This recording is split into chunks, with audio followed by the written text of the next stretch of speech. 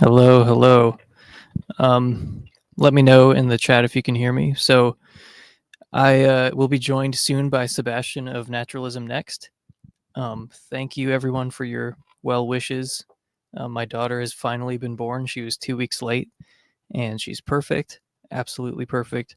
I'm sleep deprived. I'm ready to party, and we're gonna respond to 5 questions for atheists.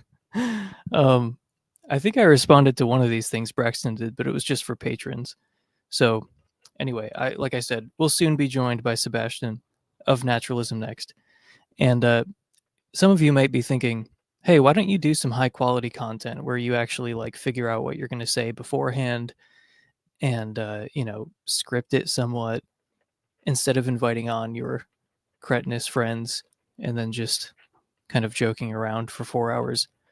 And you have a point, and I will be doing that soon. I actually tried to do it today, but in case you can't hear it, the wind decided to blow 30 miles an hour today. And it's like actually, it just completely ruins the audio quality. Like you can hear it buffeting in the background and everything. I can't get away from it. So I tried to start recording an episode on my hit Substack piece, Theism's Demand.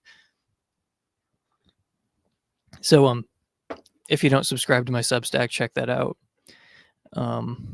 It's really good. I worked on it for like a year, not a year straight. I had the thought over a year ago and have been writing it periodically for a little over a year. And then a few weeks ago, I looked at it again, had kind of a burst of productivity, and it sort of doubled in length, and then sent it to a bunch of friends, got some feedback, and thought I think I'm actually done with this. So it's about a reason that it's like an obstacle in the road to theism, basically, for me, that I didn't notice until I became agnostic. Like if I had remained securely atheist, I never would have noticed this. But there's just something about theistic belief that feels wrong to me. I feel like I'm doing something wrong.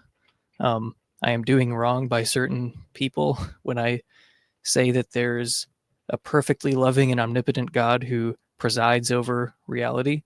And I tried to explain that as best I could. Like I said, it took me over a year to get to a point where I felt like I was even adequately describing what I was feeling. So yeah, check that out on Substack, and it will be on your podcast feed soon enough. But today was the day that I had to do that kind of thing, and the weather's not cooperating. So I thought, let's just do a live stream, because who cares if that's low quality? But don't worry, higher quality things are on the way. I'm also planning it's not a debate, it's a conversation with Ralph Stefan Weir about dualism. Hang on, let's see here. Oh no, the brick, you can't see it past the brick wall. Okay, I'm just going to have to tell you, I guess. I have The Mind-Body Problem in Metaphysics, An Argument from Consciousness to Mental Substance by Ralph Stefan Weir. Thank you to John Buck for giving me that for Christmas. Wonderful, wonderful gift. I've been reading a pirated PDF of it up until now. Same with Consciousness and Fundamental Reality, Philip Goff's wonderful book. And I will be interviewing him soon as well about zombies and phenomenal transparency, and a bunch of questions that you guys had when I made the zombie episode.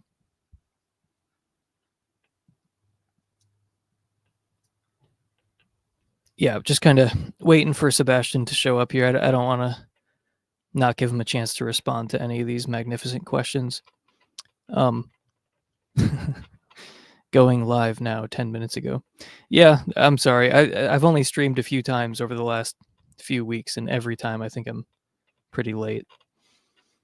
Some of those live streams are unlisted, by the way. I have a playlist of live streams where you can listen to the unscripted and unlisted musings of me and my equally cretinous friends. Question 1 from Braxton. Why did I not use Google to look up answers to these questions that have probably been asked 1,000 times? Yeah, fair enough.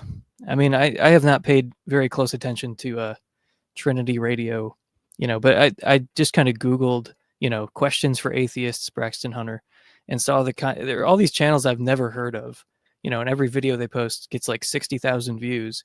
And it's like, the atheist, heretic, infidel, whatever, and then it's like a picture of a knight, like a cartoon knight, and then I don't know, I guess people are still doing that kind of thing. But yeah, it seems like those are mostly the people who are responding to him in this endless human centipede of content creation, where he puts things out there like this and baits people like me into responding to it.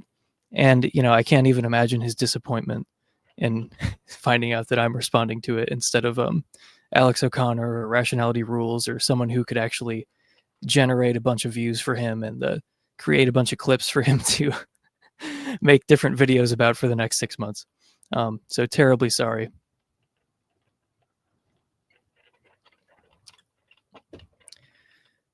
But yeah, we've got 5 new questions for the year of 2025. And I watched the first 2 questions. Yeah, like I said, we're just doing a laid back stream here because I cannot record something high quality today because the weather's just not cooperating. So let's just do a low quality stream and then unlist it immediately afterwards. So if you're here, count yourself lucky. It'll still be available on a playlist, but I tend to unlist these videos because I'm a control freak and I hate to see all this. Okay, well, as far as I remember, the intro is not super important. So let me just, yeah, you know what? Let's just dive into it. And then when Sebastian gets here, that'll probably be around the time the real questions, the real challenges that debunk atheism with one simple question finally arise. In 2020, I had 10 questions for atheists, and the response was pretty big. I put my reaction to the videos that atheists made in response to it into a playlist on this channel that you can check out, and I still get answers to those questions to this day. But now, as 2025 is upon us, I've got 5 questions for atheists in... I'm sorry, I have to comment on that because I'm not like a YouTube person. I don't know how to make good content that people want to watch, but what the fuck was that edit? Still get answers to those questions to this day. But now, as 2025 is upon us, I've got 5... What the fuck was that, man? Just do another take. 5 questions for atheists in 2025, given certain events and current debates in the worldview discussion arena. If you're in the worldview discussion arena. Let's turn to the chat here. There shall not be allowed any excuses. Brother, I'm an excuse machine. You're going to hear nothing but excuses. Dino says, couldn't care less about Jesus. Well, you know what, pal? He cares about you. He loves you. He died for your sins. And if you don't accept that free gift, I hope you like getting stabbed in the balls for all eternity by Satan. Modern Moralist says, I'm grateful for you and your work. You inspire me. You know what? How about some more comments like this? You know, I've recently been bombarded with positive comments about how I'm never wrong and how anyone who disagrees with me should be executed. I fully agree with all these sentiments, and honestly, I need to see more of it because especially on YouTube, I don't know what the deal is. That's not true. I do know what the deal is, but I've cultivated an audience that hates me. So I need to see more positive comments. Atheist, I want to know what your answer is to these questions. So let's just jump right in. Question 1. Cameron Bertuzzi over at Capturing Christianity recently caused a lot of controversy by saying something very dumb that he's now doubling down on. Oh boy. Yeah, just watch Majesty of Reason's video about this. Because that was pretty conclusive, but I have seen online that Cameron plans on doubling down on being wrong about this for some reason. I don't know why, but I wish he would stop it. Because anyway, like I said, I'm going to wait for Sebastian to get here before we really dive into these questions. Actually, you know what? I might do this one first because I know for a fact he does not care about this. By the way, you can see I'm in an alley. I'm in my favorite alley. I'm standing in front of a brick wall. That's the kind of production quality you can expect from this channel. Saying something dumb and doubling down on the comment is basically evangelical apologetics. You know, you kind of have a point because, you know, I'm sorry to say it, but Cameron does appear to be becoming more and more like an ordinary apologist with this kind of like, oh, I don't take atheism seriously. I'm, just extremely overconfident and have zero epistemic humility about my own position. And it's like, yeah, that's just par for the course for Christian apologists. So you're just becoming more like other Christian apologists. I saw the first couple of questions, yeah. Yeah, you know what? Let's do this first one, whether or not Sebastian's here, because I guarantee you he doesn't want to talk about this more. As to these questions. So let's just jump right in. Question 1. Cameron Bertuzzi over at Capturing Christianity recently caused a lot of controversy by saying he no longer takes atheism seriously. The reason why I don't take atheism seriously any longer is because even if we accept the atheist's strongest argument, it still wouldn't prove atheism. We have these really powerful arguments, at least from our perspective, on the theist side, like arguments from fine tuning. But yes, there are arguments on the other side that are meant to show that it's unlikely God exists. See, the problem, Braxton, is that the fine tuning argument, which is the most powerful argument for God's existence, even if we accept it, it doesn't actually prove theism, because there are non-theistic value selection hypotheses, which means I just don't take theism seriously anymore. You see how that goes both ways and how fucking stupid it is? Or that God does not exist, like arguments from evil or divine hiddenness arguments. And so this puts us in an interesting spot. We've got arguments for and against. But as Philip Goff suggested recently, perhaps you have a God of limited power. This would mean you have really powerful arguments from God on the theist side, like the fine-tuning arguments. But then the arguments from evil and divine hiddenness no longer become powerful arguments for atheism. Instead, what they are arguments for a limited God, but not arguments for no God. And so there's no reason to take atheism seriously, someone might.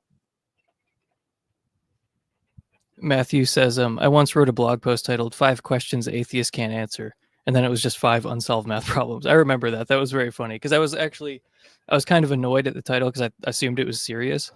And I clicked on it and then it was just like just really obscure math problems that people can't figure out at this point. Anyway, very funny. You got me on that one.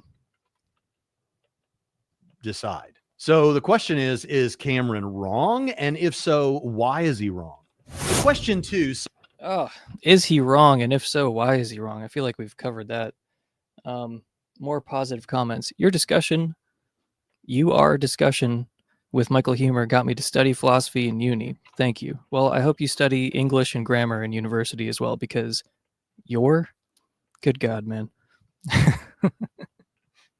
No, that's great. I have a friend who studies with Michael Huemer, and he wasn't even a particularly big fan when he started, but I think Huemer's grown on him quite a bit. Yeah. Well, it sounds like someone's mad that exorcism definitely proves the existence of demons. Yeah, I remember just tuning in. Right? I still have not gone through the crucible of watching all those demon videos, but I occasionally, like when they're live, I'll just like click on it and just see what's happening. And I swear the one time like that I actually was trying to listen, I was like, okay, let's approach this with an open mind.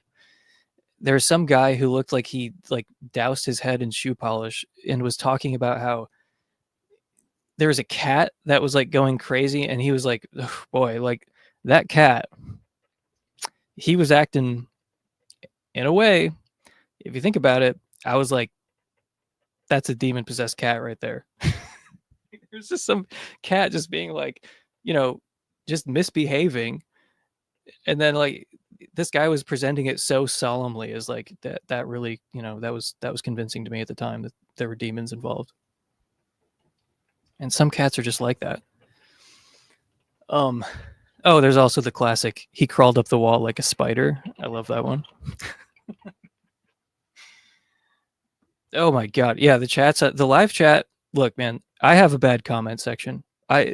I attract some of the most schizo people in the world, but like the chats on the live chat of Capturing Christianity, especially on these kinds of videos, it's just some of the most astonishing comment. Like you look at these people, like, are you in like a padded cell right now? Like it's genuinely some of the dumbest and most unhinged people I've ever seen. I don't know anyone like this. Maybe I do, and they just keep it all to themselves. But yeah, like if you want to lose hope, if you want a convincing argument against democracy, then look at Capturing Christianity's live chat on really any video, but especially like a demon video.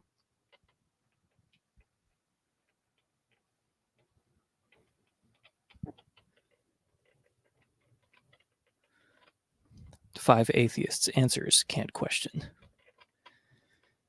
Oh, by the way, I remember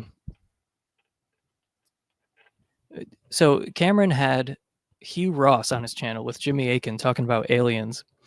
And I also spoke to Jimmy Akin about aliens. That was a fun conversation. But Hugh Ross just said something in passing. It's on my Twitter, where Hugh Ross just goes casually, "Oh, and I think this also explains the leprechaun phenomenon," and then just breezed right past that. Didn't really acknowledge it it never came up again. I like searched the transcript and I listened to most of that conversation. I mean, like Jimmy Akin, who's a very open-minded individual, his eyebrows went up pretty much to the back of his head. It was just so casually referenced, like, this might explain the leprechaun phenomenon. The fucking what? How is he just appealing to that? Like, you gotta know, Hugh Ross, that's kind of a hot take, that there are fucking leprechauns. Okay, like, if you want to make the case for leprechauns, have at it, but like, he was referring to it like it was common ground or like common knowledge or something. It's absolutely baffling. But anyway, I'm wondering, because Cameron seems to take that seriously. He takes the leprechaun phenomenon seriously, or at least seriously enough to not call out his guest on it or to ever reference it. I want to hear from Cameron. Do you take the leprechaun phenomenon more or less seriously or equally seriously as atheism? Just, rank them for me. The leprechaun phenomenon, atheism, what's your ranking? I would love to hear which one you take more seriously. Do you think Cameron could have been saved from becoming what he ended up being? Maybe I've become more mean, but I feel like he used to be so sincere. I mean, I can't really do anything other than speculate, but it's his income. Like, he has a family to take care of. He's got to get views. Even if you have the best of intentions, there's going to be some amount of audience capture. And, in the end, it's not that surprising that like he's trending towards becoming like a more standard Christian apologist, as opposed to what he started out as, which is, someone who seemed to care more about philosophy. And, that's why people like me even know about his channel. Like, oh, you used to care about philosophy. And to some extent, he still does. He still hosts philosophy discussions. Like, he had a hiddenness debate, with Justin Schieber on one side of it. And, it got less views than anything he's done in the past month, because philosophy of religion just doesn't get the same views, as just kind of like bullshit Christian apologetics. So I can see, I mean, I just think it comes down to that. It just comes down to trying to get views on YouTube and trying to make money doing what he's doing. And if he had just never been in a position where his income was dependent on it, then, I think he'd be in a very, very different place right now. What is an atheist? An atheist is someone who doesn't believe in God. Some people say it's a lack of belief in God. But personally, I don't think rocks are atheists, or this mug is an atheist, because it never really had a choice in the matter. It's not capable of believing in God. So saying that it doesn't believe in God is just kind of a weird thing to say. If you're going to be someone who doesn't believe in God, or if you're going to try to categorize someone as an atheist, it seems like they should at least have the chance to not be an atheist. They should have the capacity to be a theist. And a rock has no capacity for being a theist. So I don't really get the lacktheist definition. It entails that basically every collection of atoms you can think of is an atheist. But like I said, there was never any chance of them believing in God. They don't have beliefs, They don't have doxastic states, so they can't. It just seems weird to come up with a definition of atheism that would include a bunch of things that can't even have beliefs about anything in the first place. So I think I could side with the more traditional definition there, that atheists just don't believe in God. But if you want to use the lacktheist definition, have at it. My main issue with it, other than what I just said, is that it sounds insincere to me, because there are all these people who are way, way, way more confident than I am, or really ever was, that God doesn't exist. But then they want to say they merely lack a belief in God. And I just don't think that's an accurate reporting of their psychological states. They compare God to, say, the leprechaun phenomenon or Santa Claus. And then they say, oh, I just lack a belief in. Well, you don't just lack a belief in Santa Claus or leprechauns, So it doesn't strike me as an honest reporting of their actual psychological states when they say they merely lack a belief. It's like, no, you disbelieve in God. You don't think there's a God. You think it is the case that there's not a God. Or you don't think it's the case that there is a God.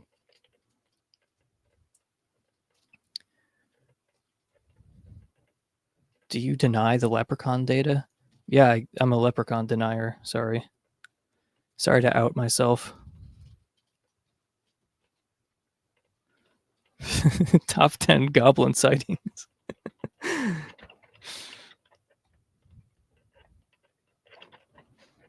All right, sorry, I'm just catching up on these comments.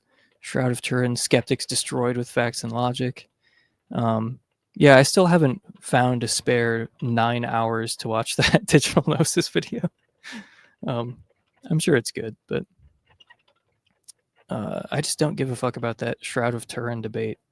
I probably shouldn't say anything because I don't even know what it's supposed to be. Isn't it just supposed to be the thing that Jesus was buried in? I mean, is that it? Because is it supposed to have other magical properties that I don't know about? Because if it's just a thing that Jesus was buried in, I don't even understand the significance of it. I mean, other than just like, it's a cool relic, but what am I supposed to conclude? It seems like some people treat this as like an argument for theism or an argument for Christianity. And I don't understand what that would even be unless this shroud has other magical properties that I'm not aware of. Because, like I said, never looked into this, so I probably shouldn't say anything. But I thought it was just the thing that Jesus was buried in. Seems very unlikely that anyone found that, or even if they did, they would know that they found it. Being an apologist is inherently dishonest. No, I don't think so. I think first of all, just taken literally, that's definitely false. Like, just an apologist is just someone who defends something, so anyone who defends anything is inherently dishonest. That's definitely not true.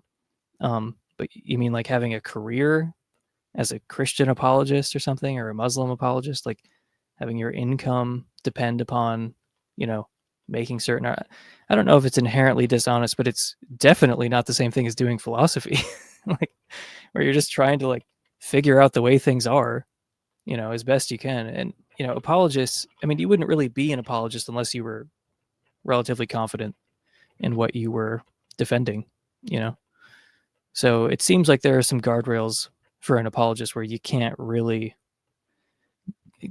color outside the lines, You can't just go where the arguments lead. But there have been apologists who've become atheists, and atheist apologists who have become agnostics. Some have become theists. Yeah, I don't think it's inherently dishonest. Atheists should ignore these useless questions, but it's so much fun to answer them, though. They're just distractions from the fundamental problems theists have, not being able to show their magical God, daddy, friend exists. I'm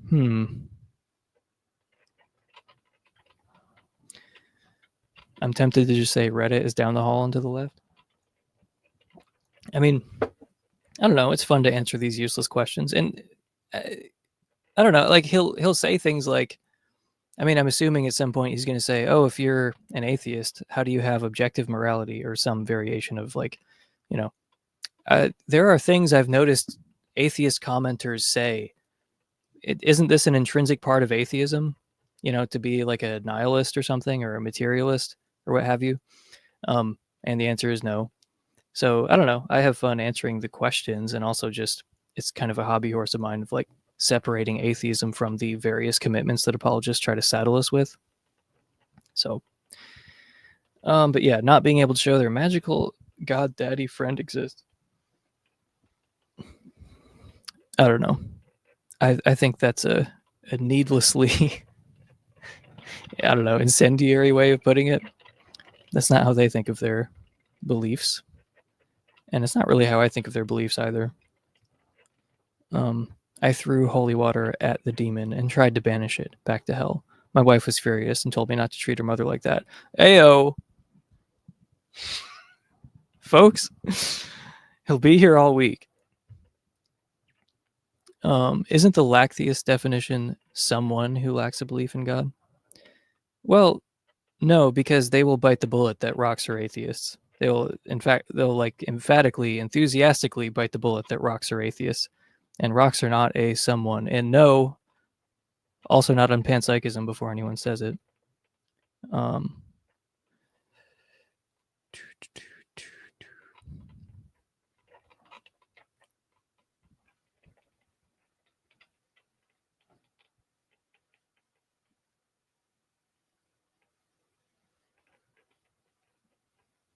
An atheist is someone who doesn't believe in God. Yep, I agree. Good Lord, a lot of people commenting. Got to catch up. Oh, sorry, 1 second. I'm getting a message from Sebastian.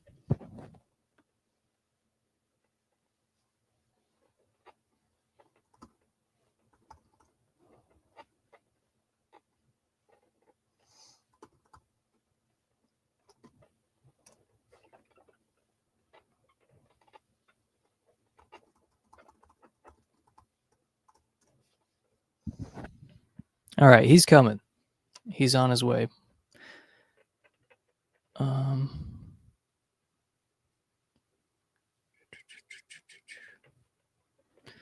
Oh, made by Jim Bob. Actually, I saw a comment from Jim Bob a few days ago that was, it was on my zombie video, and then he's like, "Oh, watch this video about how atheism, can't explain this or that thing." About it's actually kind of, what I was just complaining about, how apologists will saddle us with things that are strictly speaking not atheism, but just they know atheists who believe that thing.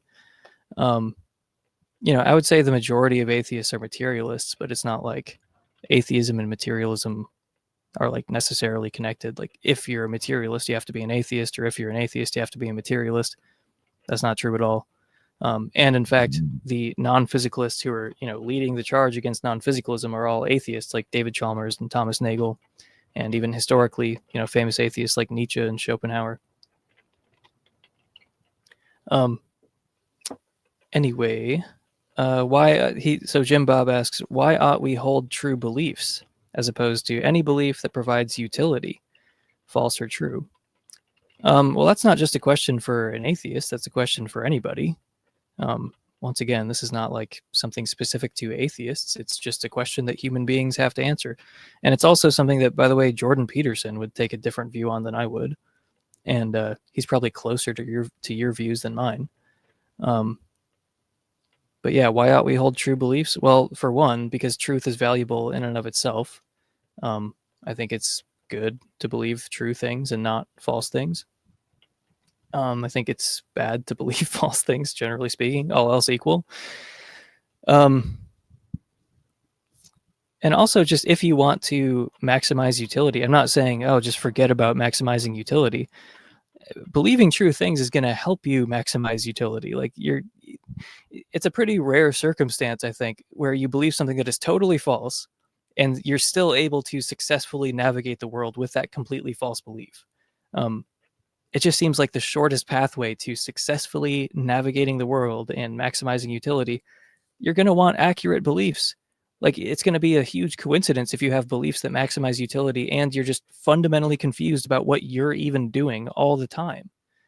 Like, I want to eat food because it satisfies my hunger and it keeps me alive. It gives me, nutrients that I need and everything. I think that's true. Like I do need nutrients. I do need calories, and eating food will satisfy my hunger. So, the thing that would maximize utility here is just me, shoving food down my gullet. And it's like, I guess I could believe that if I don't eat 3 meals a day, that, I don't know, some leprechaun demon that Hugh Ross has identified is going to come rape me. And it's like, okay, so it would maximize utility to eat 3 meals a day, but like how is that going to, like, doesn't that seem kind of more convoluted? Like, it's not the path of least resistance. It's not the straightest arrow towards the thing that you want, which is like, maximizing utility in this case. Like, holding true beliefs can help you successfully navigate the world to maximize utility. So A, I think truth is valuable in and of itself. And B, I think even if you do value maximizing utility, which you should, then you should also care about true beliefs on an instrumental level. So I think truth is valuable intrinsically and instrumentally. So and again, this is not just a question for the atheist, it's a question for any human ever. So that's what I think about it. This question is more for an anti-theist. No, it's not. It's, like I said, it's for anybody. Oh, I hate religion. Now I need to figure out what I think about having true beliefs. Dude, it is the same. It's just an issue that you have to deal with as a human person. Like, why is truth valuable intrinsically? The answer is yes. Is truth valuable instrumentally? The answer is also yes. Has nothing to do with atheism and nothing to do with anti-theism. This kind of shit annoys me so much, where it's like, again, like, you just can't argue against atheism. So you just find some random thing that you associate with atheism and argue against that, like materialism or nihilism, or, I guess in this case, pragmatism.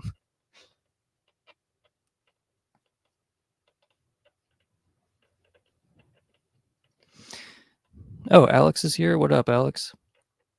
I'm trying to read more about cosmological and contingency arguments so I can have an intelligent conversation with Alex about these arguments. Maybe we'll do like a contingency arguments for dummies video or something, in which I will be the dummy.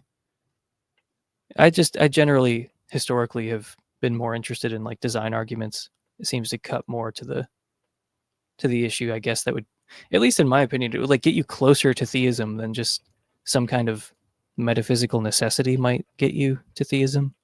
Yeah, I mean, maybe there's some kind of necessary foundation or first cause, but I just don't really see why that would require me to believe in theism. I mean, anyone should be able to see that. But it doesn't really even significantly push me towards theism.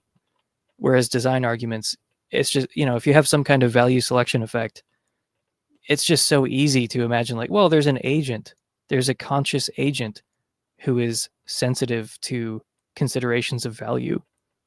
That's how you ended up with this value selection effect. It's just such an easy explanation. So yeah, I mean, there's still kind of a gap problem with most design arguments, but still, I don't know. It's more intuitive that it would lead to theism, to me at least. So historically, I've just not done the kind of, research into cosmological and contingency arguments that other atheists seem to have done. And it seems like almost a consensus among smart people who I know that like cosmological and contingency arguments are the best arguments for theism. And I'm in a minority of people who think design arguments are maybe better. But anyway, so I do want to talk to Alex. I just need to read up on this stuff so I don't sound like a complete idiot when I talk about it. Didn't know Nietzsche was a non-materialist. Yeah, he was definitely not a materialist. Actually, Peter Sherstead Hughes argues that he was a panpsychist. And yeah, there's a case to be made there. It's just a certain reading of Nietzsche's will to power, like a certain kind of literal reading, like a more metaphysical reading of his will to power, does seem to imply some kind of panpsychism.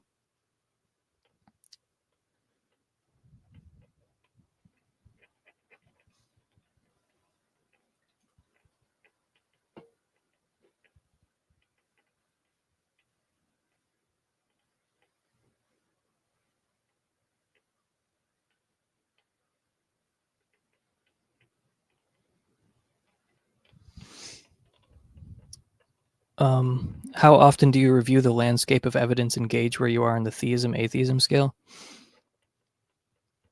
I mean, pretty often over the past year, because people ask me about it all the time, because I do accept the value selection hypothesis. Yeah, so I am kind of more in the middle than I have been historically, but finite theism played a role in like gently pushing me towards agnosticism. Among many other things that I talk about in a video called "Am I Agnostic?" And yeah, I mean, I think about it somewhat regularly. There are some days where I just feel completely like an atheist, and other days where I feel a little more in the middle. It kind of depends on which bits of evidence you want to really meditate on, because you can kind of make yourself feel more confident in a view just by focusing on, on arguments from evil.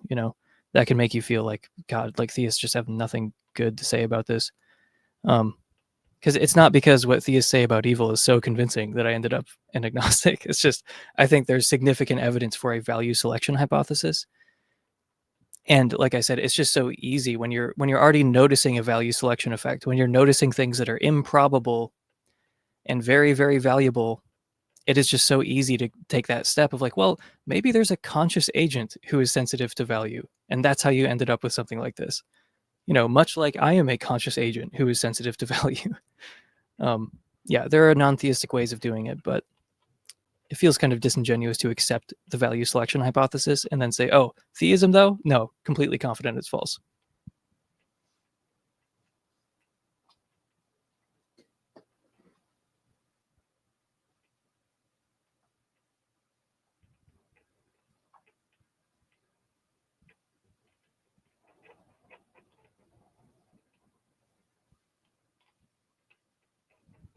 Of course it has to do with atheism. No, it doesn't.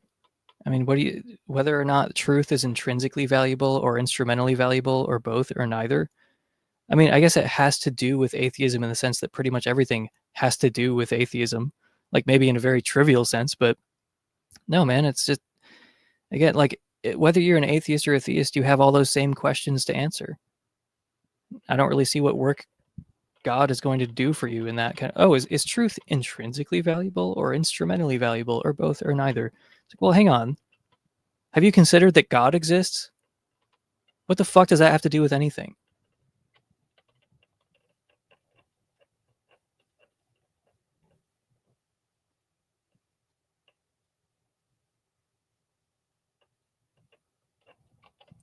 Have you talked to Tarek Lacour since he's embraced Catholicism? Yeah, I mean, not about this, but we've spoken a few times because I mean, I don't want to share his personal details, but like, I have no idea where he is right now. He seems like he has one foot in the LDS church and one foot in the Catholic church. So I don't know if he's going to become fully Catholic at some point, but I don't think he's even lost his temple recommend. Like, so I don't know. It's like I said, don't want to share a bunch of personal details, but like, it seems like he genuinely has like one foot in both right now.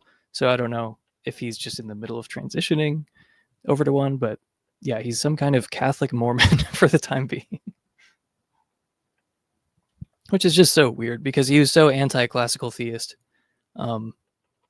Yeah, I mean, if you listen to the conversation we had a few years ago, he is basically like a hardcore empiricist and materialist. And, now he's like embracing classical theism, and I can't understand how he got from A to B there.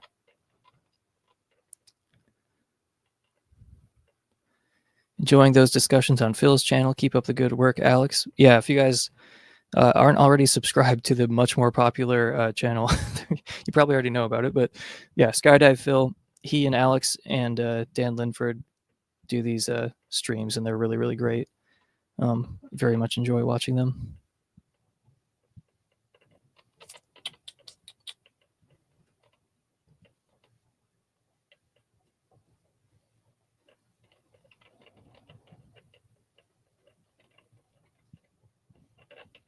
Does the belief that human rights exist maximize utility?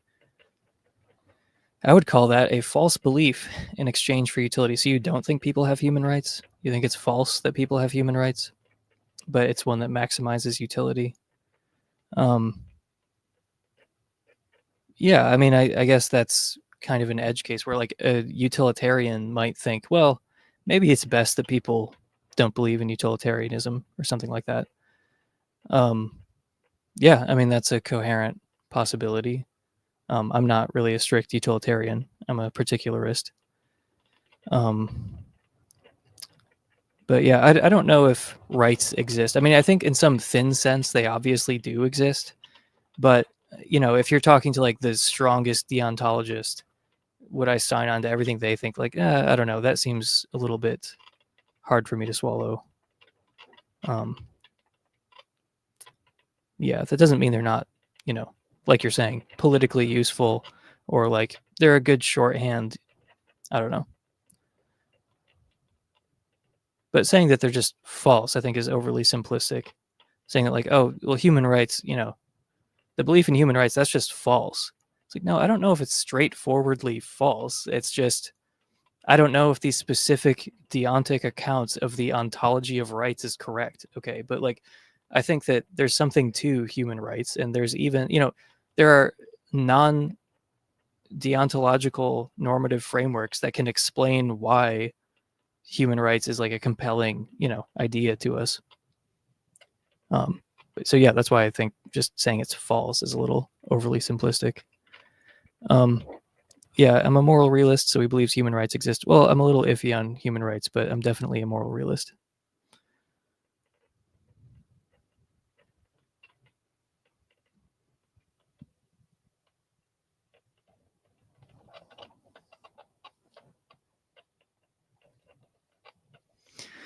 Oh my God. Under the atheist view, people that is not the atheist view. For fuck's sake, dude, how many times do I have to repeat this? He says, under the atheist view, people created human rights. Total fiction, but useful. Yeah, remember when Jeremy Bentham called human rights nonsense on stilts, and he said, this is, part of atheism, of course.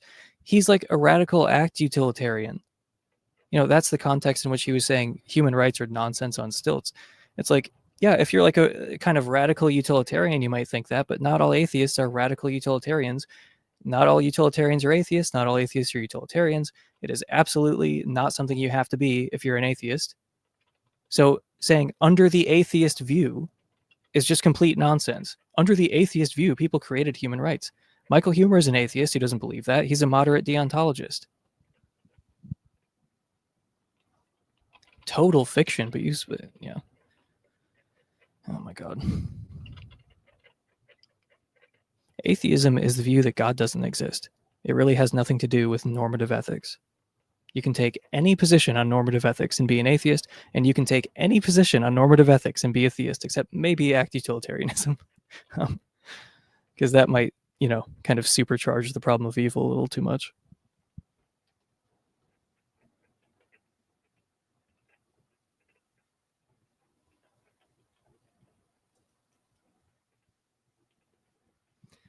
Emerson, I feel like that's an unfair characterization of Jim Bob. Arguments regarding materialism and nihilism are related to theism, insofar as the answers to those affect the probability of theism. Do you really think that's what he was saying? I mean, when he says, on the atheist view, human rights are a total fiction. No, he is saying something much stronger than that. But yeah, I mean, you might argue that like a non-physicalist view marginally raises the probability of theism as contrasted with atheism. So, I mean, if you want to be like an objectively rational Bayesian calculator, you're going to have to make these little adjustments when but it's not something that you should present as an argument for or against theism. It's just not the kind of thing that is moving the needle like perceptibly at all. But, I'm even kind of iffy about the weaker kind of Bayesian claim there.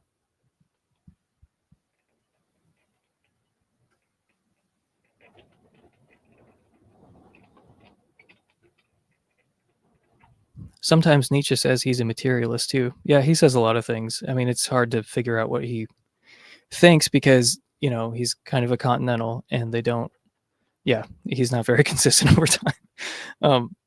Yeah, it's like hard to figure out what he thinks because he writes in very like poetic, flowery language, which is great. I love reading Nietzsche. I love the gay science.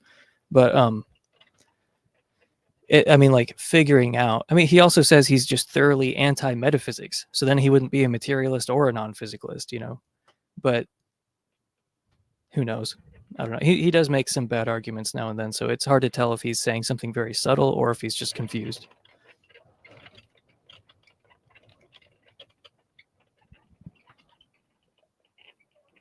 One day, apologists will stop referencing new atheists. That day, I'm afraid, is not today. And it is not anytime soon.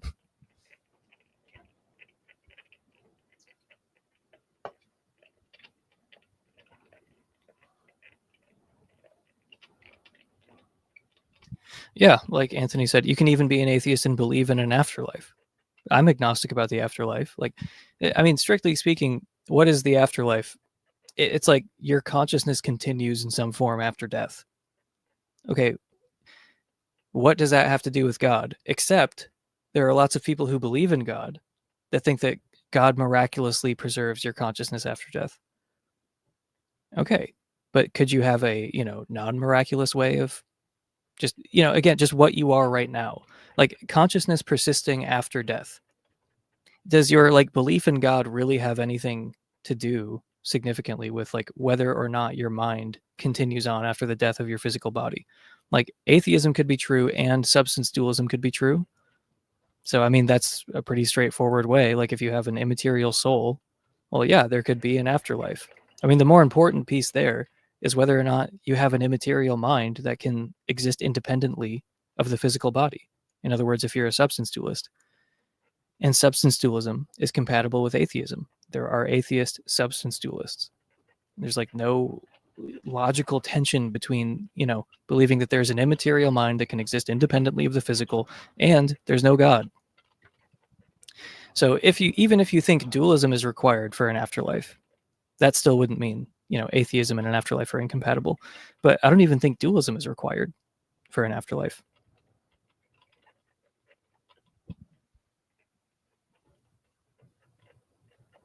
Oh, thank you for the super chats. I didn't notice those. Thank you, Alex. Thank you, Anthony. Says, thank you for recommending philosophy books for me, Emerson. I hope you appreciated hearing my perspective on your latest Substack. Oh yeah, did you comment on it? I haven't really read the comments yet. But yeah, thank you. Appreciate it. Try to catch up here. This Jim Bob is aggressively confused. I kind of agree. Emotional green. Damn. Got owned. I am emotional because I'm sleep deprived. Okay. My daughter is 8 days old. I'm like running on fumes here and I'm killing time. And where the hell is Sebastian? Let me type hurry up, bitch. Okay.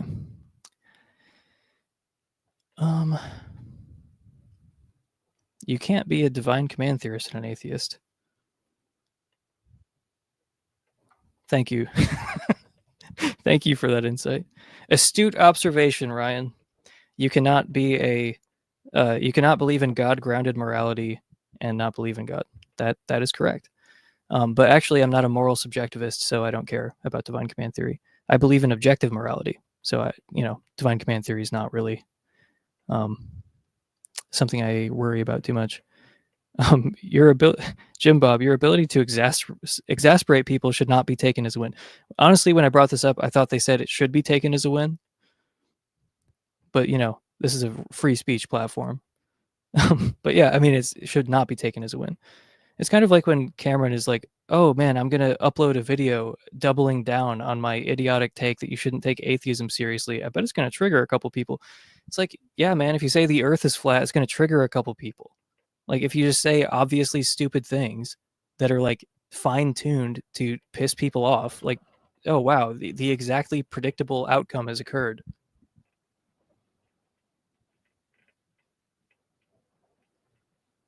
Because I thought Sebastian was going to be, holy shit, I've been streaming for 49 minutes. Okay, you know what? We might have to move on. Because we've only gotten through one of the questions because I haven't been answering them. Because I've been answering the live chat, which has been very entertaining for me. But I was waiting for Naturalism Next to hop on, but he's running late.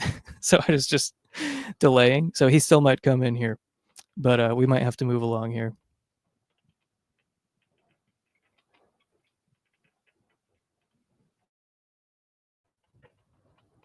This is a heresy. They're coming for your atheist card. Who's coming for my atheist card? How dare they?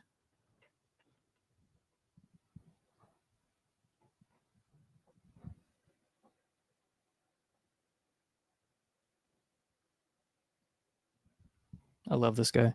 Jim Bob says, mind can't be justified. Mind? You can't justify it. under atheism, Emerson, and don't saying emergent property. Emergentism debunks mind as emergent property. Wow, that is the least coherent comment I've ever received on any video. Okay, mind can't be justified under atheism, Emerson, and don't saying emergent property. Emergentism, emergence, Tim, debunks mind as emergent property. So that's not a coherent sentence at all, but you can be an atheist non-physicalist if that addresses what you're attempting to say. I don't know if you're having a stroke right now, but you can be a non-physicalist and an atheist, like Thomas Nagel and Noam Chomsky and David Chalmers and me at one point. I mean, like I said, the people who are kind of leading the non-physicalist, like academic philosophy of mind, the leading non-physicalists pretty much all happen to be atheists. And emergentism, whatever. I'm not even talking about emergentism. You could be a reductive panpsychist. You could be a substance dualist. You could be a property dualist. That might run afoul of the emergentism, which apparently debunks mind as emergent property. I'm still just trying to... Emergentism debunks mind as emergent property. What does this mean? Do you have any thoughts on Matthew Edelstein's anthropic argument for theism? We were actually just talking about this on the phone the other day. What did I say about that? So I haven't caught up on all the reading. He's written about 47,000 articles about this, and I haven't kept up, but I asked for the core of it, and he sent them to me. I'm going to read them soon, but what did I say about it? I guess I was worried about the structure of the argument kind of lending itself to a cumulative case for modal realism. So on the one hand, if you think that this kind of reasoning makes sense, where you say, well, look, here's phenomenon A, and we have two hypotheses, and on hypothesis one, there, so hang on, I'm trying to remember what I said. So there's something let's just make it something kind of neutral, like a blade of grass, okay?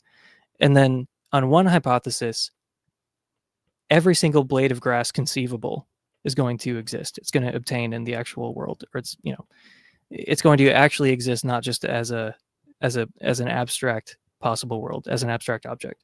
So on one hypothesis, you have the entire class of A that exists. So class A here is just, blade of grass, and then blade of grass 1, so A1, A2, A3, A4 ad infinitum. You have all these different possible blades of grass. And then on hypothesis 1, the entire class is actualized. And then on hypothesis 2, there's only a tiny subset of this class of A objects that's actualized.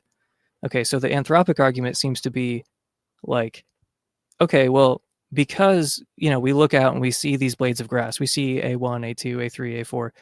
Well, the odds of that happening on hypothesis 1 are 100%. But on hypothesis 2, it's incredibly unlikely, So then we just have so much confirming evidence for hypothesis 1 that we should, accept the, hypothesis 1 where the entire class of A's is actualized. So my dilemma for Matthew is okay, either you accept that kind of reasoning, in which case you end up with a very, very strong cumulative case for modal realism. Because you can just look out, you can look at Mount Everest, you can look at blades of grass, because the anthropic argument focuses on, the existence of conscious persons. But I'm saying you can kind of apply this logic to really anything in the world. And if this kind of reasoning is okay, then really we've got a great cumulative case for modal realism. And, the anthropic argument kind of relies on the implausibility of modal realism. So I'm saying if you accept this kind of reasoning, modal realism is no longer implausible. But modal realism does seem implausible. So maybe you want to take a step back and think, okay, something went wrong in this chain of reasoning somewhere. And then my thought is, in attempting to undermine the case for modal realism that kind of mirrors the anthropic argument, you're going to end up undermining the anthropic argument as well. So either you undermine the anthropic argument, it's like friendly fire, or you don't, and you end up creating this really strong case for modal realism. And like I said, modal realism is the main alternative to theism if you take the anthropic argument seriously. So that's kind of the dilemma that I was thinking about while driving one day, and then I called him and asked him what he thought about it. But yeah, I mean, I'm sure we'll have a conversation about it at some point. Do you have a video on presuppositionalism or the transcendental argument? No, I do not. But I've been kind of like vaguely threatening to do it for some time. But I don't know anyone who takes this stuff seriously. It pops up every once in a while, and I have no motivation for doing it. Congratulations on fatherhood. Thank you. I'm very happy. She is absolutely perfect in every way. Even though she gave me a huge scare when she was born because she had some trouble breathing on her own at first, like that first cry took way too long, But yeah, she's totally fine now.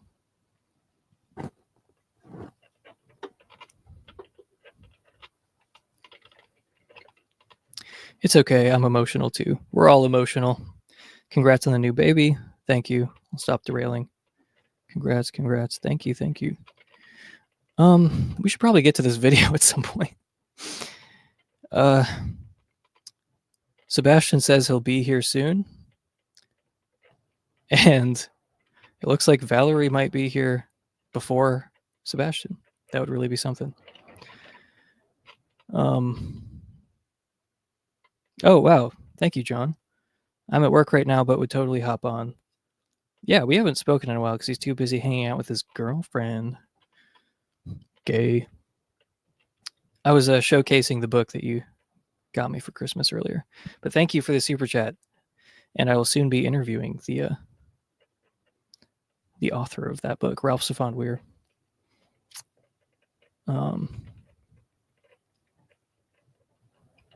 Ideal observer theory is sort of divine command theory. Yeah, in a way. I mean, it does seem like it's, it is in that kind of gray area between being objective and subjective, but it seems like it's best categorized as a form of subjectivism. But yeah, the ideal observer has a lot in common with God.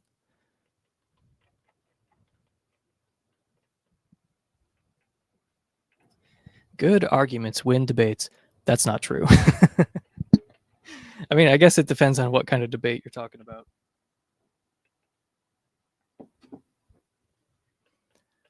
I am a Christian. I believe in pseudo-objective morality, or at least when it comes to humanity.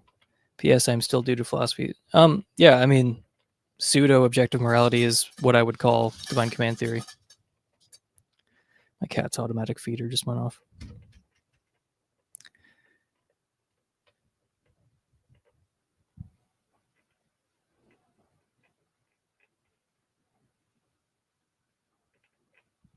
Yeah, no, it's true. It is probably the one ethical theory not compatible with atheism for obvious reasons.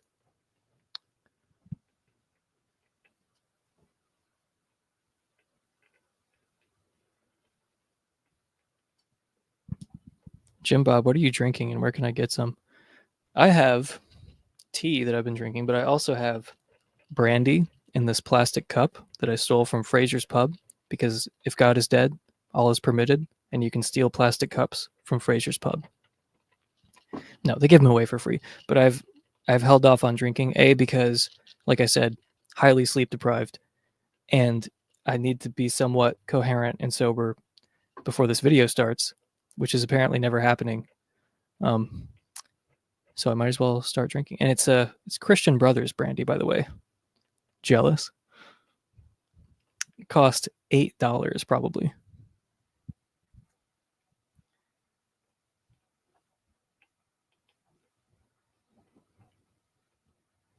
I enjoyed Nathan's discussion with Matthew on the Anthropic argument. I have not seen that. I saw the last 10 seconds of them talking, and they were both pretty heated at that point. But I have not heard that discussion yet.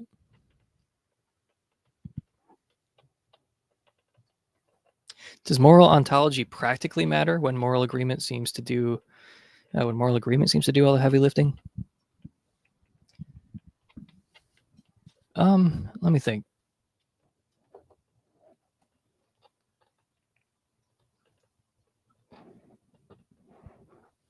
I think that so I think that normative ethics and meta ethics, on the one hand, seem autonomous in important ways. So if you're unfamiliar, there are sort of like three branches of ethics. There's meta ethics, which deals with the most abstract questions about, is morality objective, or is it subjective or dependent on, the opinions of whatever society you happen to live in. So like, whether morality is objective is one meta ethical question. And there's normative ethics, like what do all the good things have in common? Like, do they maximize utility? So like that's where you get theories like utilitarianism or deontology or virtue ethics. So, oh, and then there's like applied ethics, which is the most like hands-on. Should gay marriage be legal or illegal? What should our policy towards factory farms be? This sort of thing. So then you say, okay, does moral ontology practically matter? Well, I don't think meta ethics has much to do with applied ethics. Like, I think those are fully autonomous. I mean, at the very least, you can at least say this, like uncontroversially, everyone seems to act as though like morality is this, coherent language game we can play. So even if people will start saying that's not true when they're talking about meta ethics, they will clearly, they'll have an opinion about who you should vote for. They'll have an opinion about factory farming or that sort of thing. So at the very least, you can be, I don't know, performatively inconsistent about it, but I actually do think they're kind of independent. It's difficult with normative ethics and meta ethics, though. Like, they are more, to get like, does it really have no consequences if you're like a total moral nihilist, and then you start pivoting and talking about how utilitarianism is true? Is there no contradiction? Is there no tension there between saying like, yeah, ethics, it's just, like I'm a total nihilist, like meta ethically, but I think utilitarianism is true and deontology is very implausible compared to utilitarianism? I mean, that just sounds like a joke to me. Like, so there must be some connection. They can't be like fully autonomous. So yeah, I'm not exactly sure the nature of that connection, but I don't really buy it when I hear moral anti-realists saying, well, sure, I say that nothing really matters objectively, but this has no consequences whatsoever for ethics. I don't know. I don't really agree with that, but I think that there's some kind of connection, but it's complicated. It's not like something that's like super straightforward. But I definitely don't think normative ethics and meta ethics are fully autonomous.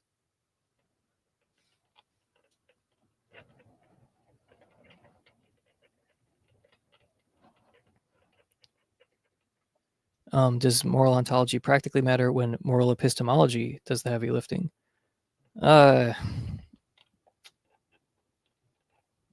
Well, to quote every Christian apologist ever, you shouldn't confuse moral ontology with moral epistemology. That is the true key to wisdom. When moral, I mean, I'm not trying to dunk on your question or like dodge it or something, but what do you mean does the heavy lifting? Like, does moral ontology practically matter when moral epistemology does the heavy lifting? Like, what heavy lifting? Like, do you mean it does? It's like most relevant to applied ethics? Is that what you mean? Anyway, I'm not sure.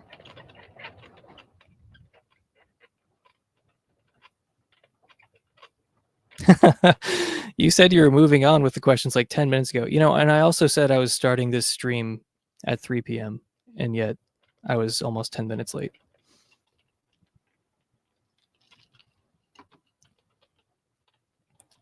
Thank you, sir. Oh, and I'll also be talking to Mr. Counter Apologist here about his Paradise Hell argument. Very interesting. Check out his blog and his YouTube channel. But I want to have a conversation with him about his most recent post. Have you read Zach Blaesi's moral parity argument against panpsychism?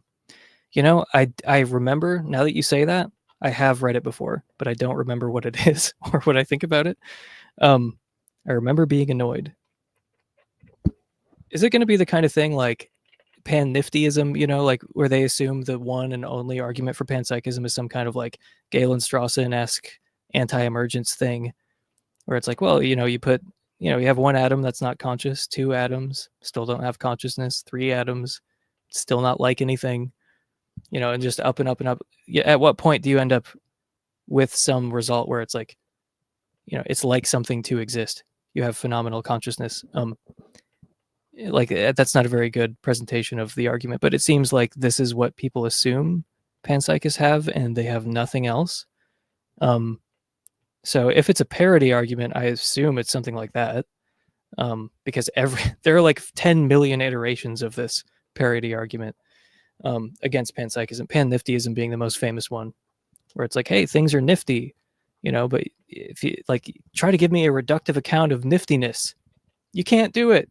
Or I guess the point is you can, and you can also do it with phenomenal consciousness. But I guess the non-physicalist, if they were consistent, would be a non-reductionist about niftiness. But whether it's the hard problem of breakfast or pan-niftyism, it's just the same thing over and over again. First of all, it is not the only argument for panpsychism. Philip Goff famously does not like this argument anyway, doesn't use it in his case for panpsychism. And second of all, I think there are important disanalogies with consciousness and niftiness and breakfast. And I'm also in some kind of group chat with Zach about horror movies, because we share a passion for that. Thank you. Oh yeah, John Bucks, more like it. Living up to his name. Are you officially distributing green bucks? No, first of all, they're called Emerson shekels. They're not called green bucks. But I have yet to establish a sovereign government that can back up the currency. So watch this space. The bald guy wants to speak. I'm from Michigan, but I live in California now.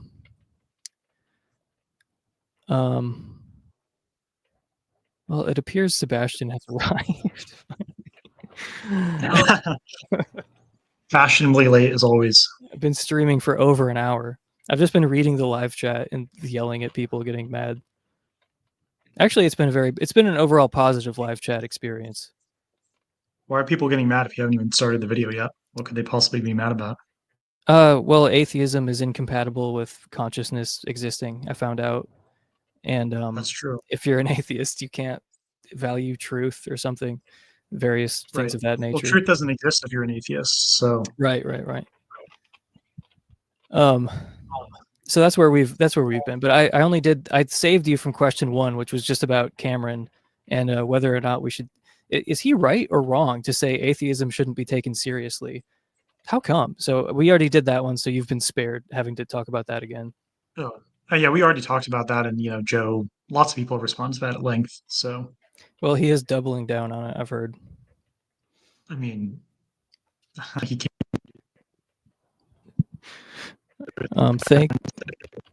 Wait, hang on, you're kind of breaking up for me there. Is that just me, everybody, or can you all hear him just fine? We seeing the comments of people having problems hearing me. If not, I can put my headphones on. No, you were just breaking up a little bit. I think that's just all on my end. Yeah, I think we're good. So to see if has he defended it at further length or responded to any critiques? Or he will. I bet you he will. I guess he's got some kind of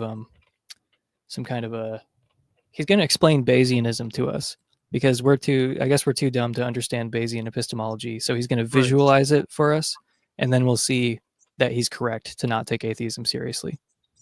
Is this his plan for a video? I've heard as much, yeah. Oh, I see. Interesting. Well, I'm sure we'll see an interesting back and forth there. All right. Do you want to start answering these questions for atheists? No, let's continue. Okay, you did just break up for me again. I don't know if your mic is, or if your cable is not fully connected. That's kind of what it sounded like to me. I'm just using the mic on my computer. If someone in chat could let me know if I'm breaking up there too, I can switch to headphones. It might just be a bad internet connection on my part.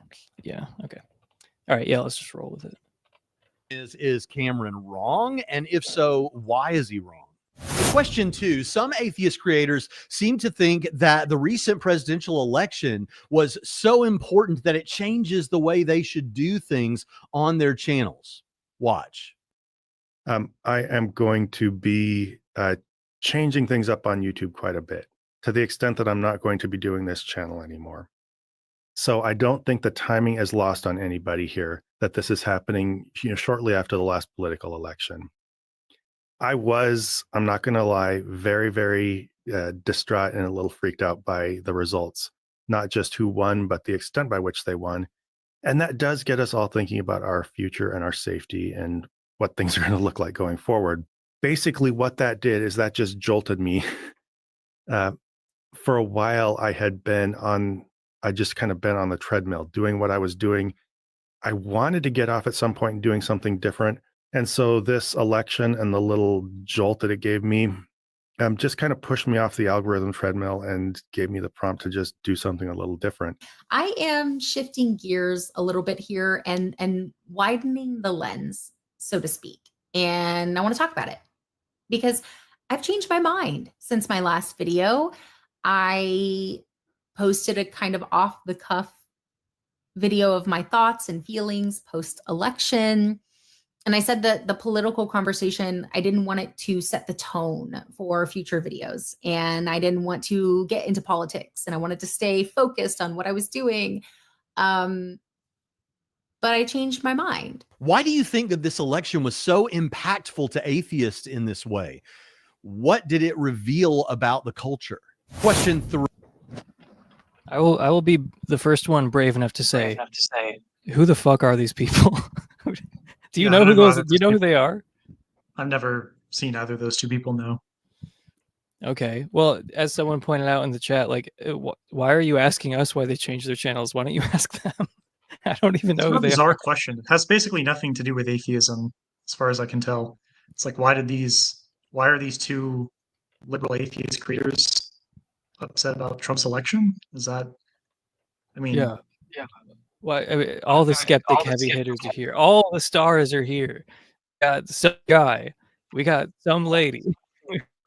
I don't know. There's just, like you said, they're just liberals who are upset about Trump's election. Like, who cares?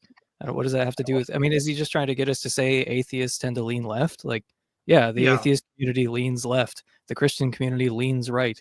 I mean, you can probably work out why things happened that way. Like, if I just reflect on my own evolution, it's like, yeah, when you start questioning God and religion, you tend to question everything else as well. The other things you were raised with and that you believed up until that point, you tend to just like dump out the apple cart and then start putting things back in one by one. And it's like, yeah, a lot of atheist spaces tend to lean left. Like, that also has to do with, one of the major issues of our time of gay marriage. It's like, there's not really a great argument against it that isn't explicitly religious.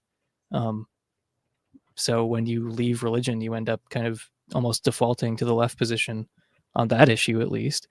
And it's like, yeah, I mean, atheist spaces tend to lean left. There are right-wing atheists, like, Ayn Randians, for instance, have their own little enclaves where they talk to each other.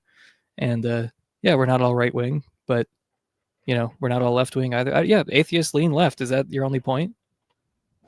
Yeah, the most obvious reconstruction I can see if I was going to turn this into something cogent is some kind of critique that atheists are in many ways like leftists and they feel threatened by Donald Trump. And yeah, secularism tends to also be associated with left-wing politics. But I don't think there's any, necessary connection there. It's probably just a cultural byproduct, like you said. I mean, it's just because a lot of atheists tend to be former believers who left that. And so they also left, their more right-wing evangelical views. And I don't know what is it, if there's supposed to be a problem or some kind of implication other than just dunking on the idea that people are freaking out about Donald Trump, I guess. Yeah. So I'm hearing this older gentleman is Prophet of Zod. That's a name I've heard, but I've never watched this channel before. Okay. I haven't heard that name. Yeah. Atheism is not a political position. Very true. I mean, you can be an atheist and be literally everywhere on the political spectrum. And even, you can be an atheist and be religious in certain ways too and have all sorts of weird views. So I just don't. Yeah. There's someone's pointing out Sargon of Akkad, he's gone down like the right wing. Yeah. He's like pretty far right. He's not even like centrist or anything. And he started out with like an atheist channel. Okay. Yeah. Fascinating. Atheists lean left. Great. Next question. 3. Many atheists are determinists, meaning that they don't believe in free will, at least not of the sort that many people think of when they hear the term free will. They believe that the past history of the universe is like to a billion trains of dominoes or trillions of chains of dominoes that result in the past history, Possibly even quadrillions of chains of dominoes. of the cosmos, the formation of your physical body, your past life experiences, your neural structure, and the firings of neurons in your brain that are your choices, but could not have been otherwise. On the other hand, maybe some atheists think that we have what's called libertarian freedom, the notion that whatever you ended up choosing, you really could have done otherwise. So here's my question. If you're a determinist, how do we hold people morally culpable for things they do that could not have been otherwise, given the history of the universe? And if it is the case that you believe in free will of the libertarian sort as an atheist, how is that possible without God? Now, just as a note, there are many determinists who will say they are compatibilists. And what that means is not that libertarian freedom is compatible with determinism. Compatibilists hold that determinism is true. It's just that we can hold people morally culpable in spite of the determinism. That moral culpability is possible, is compatible with determinism. So it doesn't answer the question. I'm asking that question. How, if you're a determinist, how is it that people are morally culpable given that their choices could not have been otherwise? And if you believe in free will, how is that possible without God? Another question that isn't really about atheism. So we're 2 for 3 on questions not about atheism in this questions for atheist video. I mean, I'll let you handle the libertarianism and God's existence part. But I mean, on the topic of compatibilism, I didn't. Do you catch? I think he said something about how compatibilism doesn't address his question. Did you get that? I didn't quite hear what he said there. Yeah, it's like he was saying compatibilism. They just like compatibilists just kind of assert that free will and moral responsibility, or moral responsibility and determinism are compatible. But how is it that they're compatible? It's like Okay. that is I the mean, project of compatibilism. Explaining yeah, I how. mean, they don't just assert it. There's many, very in-depth theories. I'm a big proponent of compatibilism. I guess I'll plug. I have a post on my Substack called "Why Moral Responsibility is Compatible with Determinism," where I talk about this. But I mean, one of the views I like, and this is there's multiple views, is what Susan Wolf calls the deep self view. And the idea here is that moral responsibility has to do with an alignment between our deeper sort of second order desires, like the people we truly want to be or the values we truly have, and then our first order desires, like what we desire on an immediate basis and what we actually do. And when there's a proper mesh between these different elements of our psychology, then we act freely. And when there isn't a proper mesh, then we don't act freely. And Frankfurt has a view like this. Gary Watson has a view like this. Susan Wolf has a view like this, and they've defended it, I think, pretty adequately. So that's kind of a sketch of what it is. People can read about it on the SCP or on my blog post. But yeah, the idea is that freedom and compatibility are a matter of having the right kind of match between the deeper elements of yourself and then the more surface element desires and actions that you end up taking. And you can use this to explain all sorts of things like why coercion deprives you of your freedom, because then you're having to do something that's out of line with these deeper elements of your psychology. Yeah. So I mean, that's just one account. There's many other compatibilist accounts, but it's not as if they just assert it. Yeah, I don't know what he was getting at when he's like, "Why? But how is it the case?" I think my favorite compatibilist account these days is from Cadre Vivalin, the kind of like dispositional account.